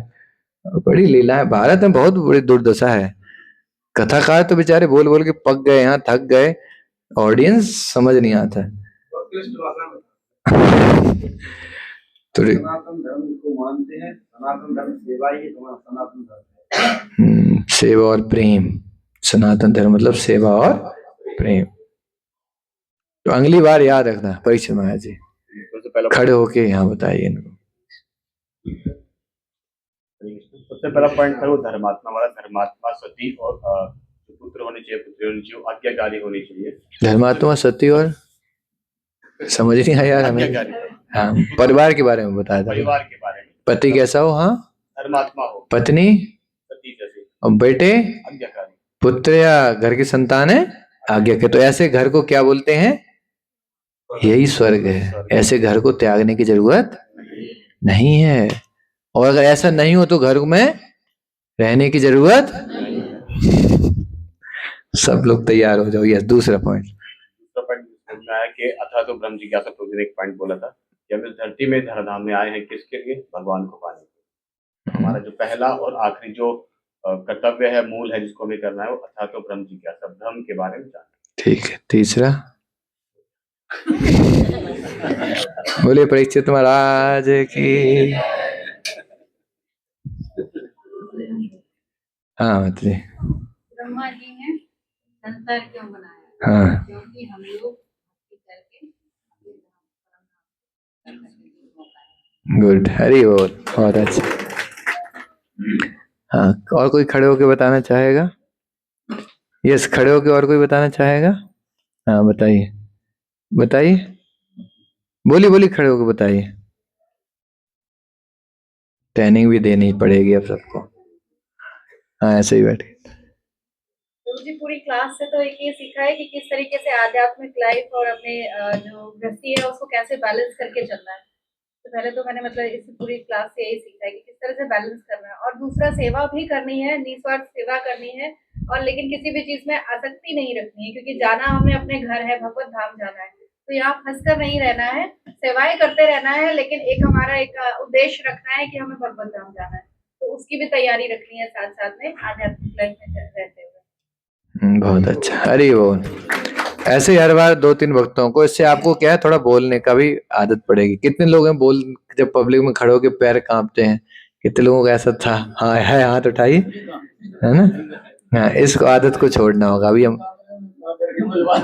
नहीं, ये बिल्कुल सत्य। तो अभी ये अब से हम लोग चालू करें, जिससे आप लोगों को ही बोलना है, एटलीस्ट जो सुन रहे हैं वो तो बोल सकें। ये ट्रेनिंग है एक्चुअली, इसको मुझे बताना है, सबको याद दिलाया करिए। क्लास के हर बार 15 मिनट पहले जोड़ के उसको सब भक्तों को बुलवाना है। तो मतलब क्या, बोल बोल के थक जाते हैं हम, और बस फिर वही की वही सब वही बातें वही चीजें। परिवर्तन तो आता है हालांकि, लेकिन इतना नहीं आता। जब आप बोलते हैं उसका लाभ होता है। कानपुर में क्वेश्चन पूछे जाते हैं कथा के बारे में, एक घंटे में क्लास होती है, 10 क्वेश्चन आने ही हैं। पॉइंट किससे क्वेश्चन, शिवाजी क्वेश्चन ही बना लिया करो पूरी क्लास में आप, जिससे मैं पूछूं, और वो किसी से भी पूछा जा सकता है रैंडमली। माय लॉर्ड, अभी पता क्या सोचे माता है, आप नहीं आएंगे, आप कथा के बाद ही पधारेंगे। तो ये भी डर है, एक बड़ा खतरनाक स्थिति है। एनीवे, बहुत बहुत धन्यवाद आप सभी का। बोलने में कुछ बोलते थे, कुछ निकलता। तो उन्होंने कहा था, मेरी जुबान पर सुनने वालों का जादू चलता है, जब कहना कुछ चाहता हूँ मुंह से कुछ निकलता है। ये बात भी ठीक है। हरे कृष्णा, जादू चला ना चलाइए।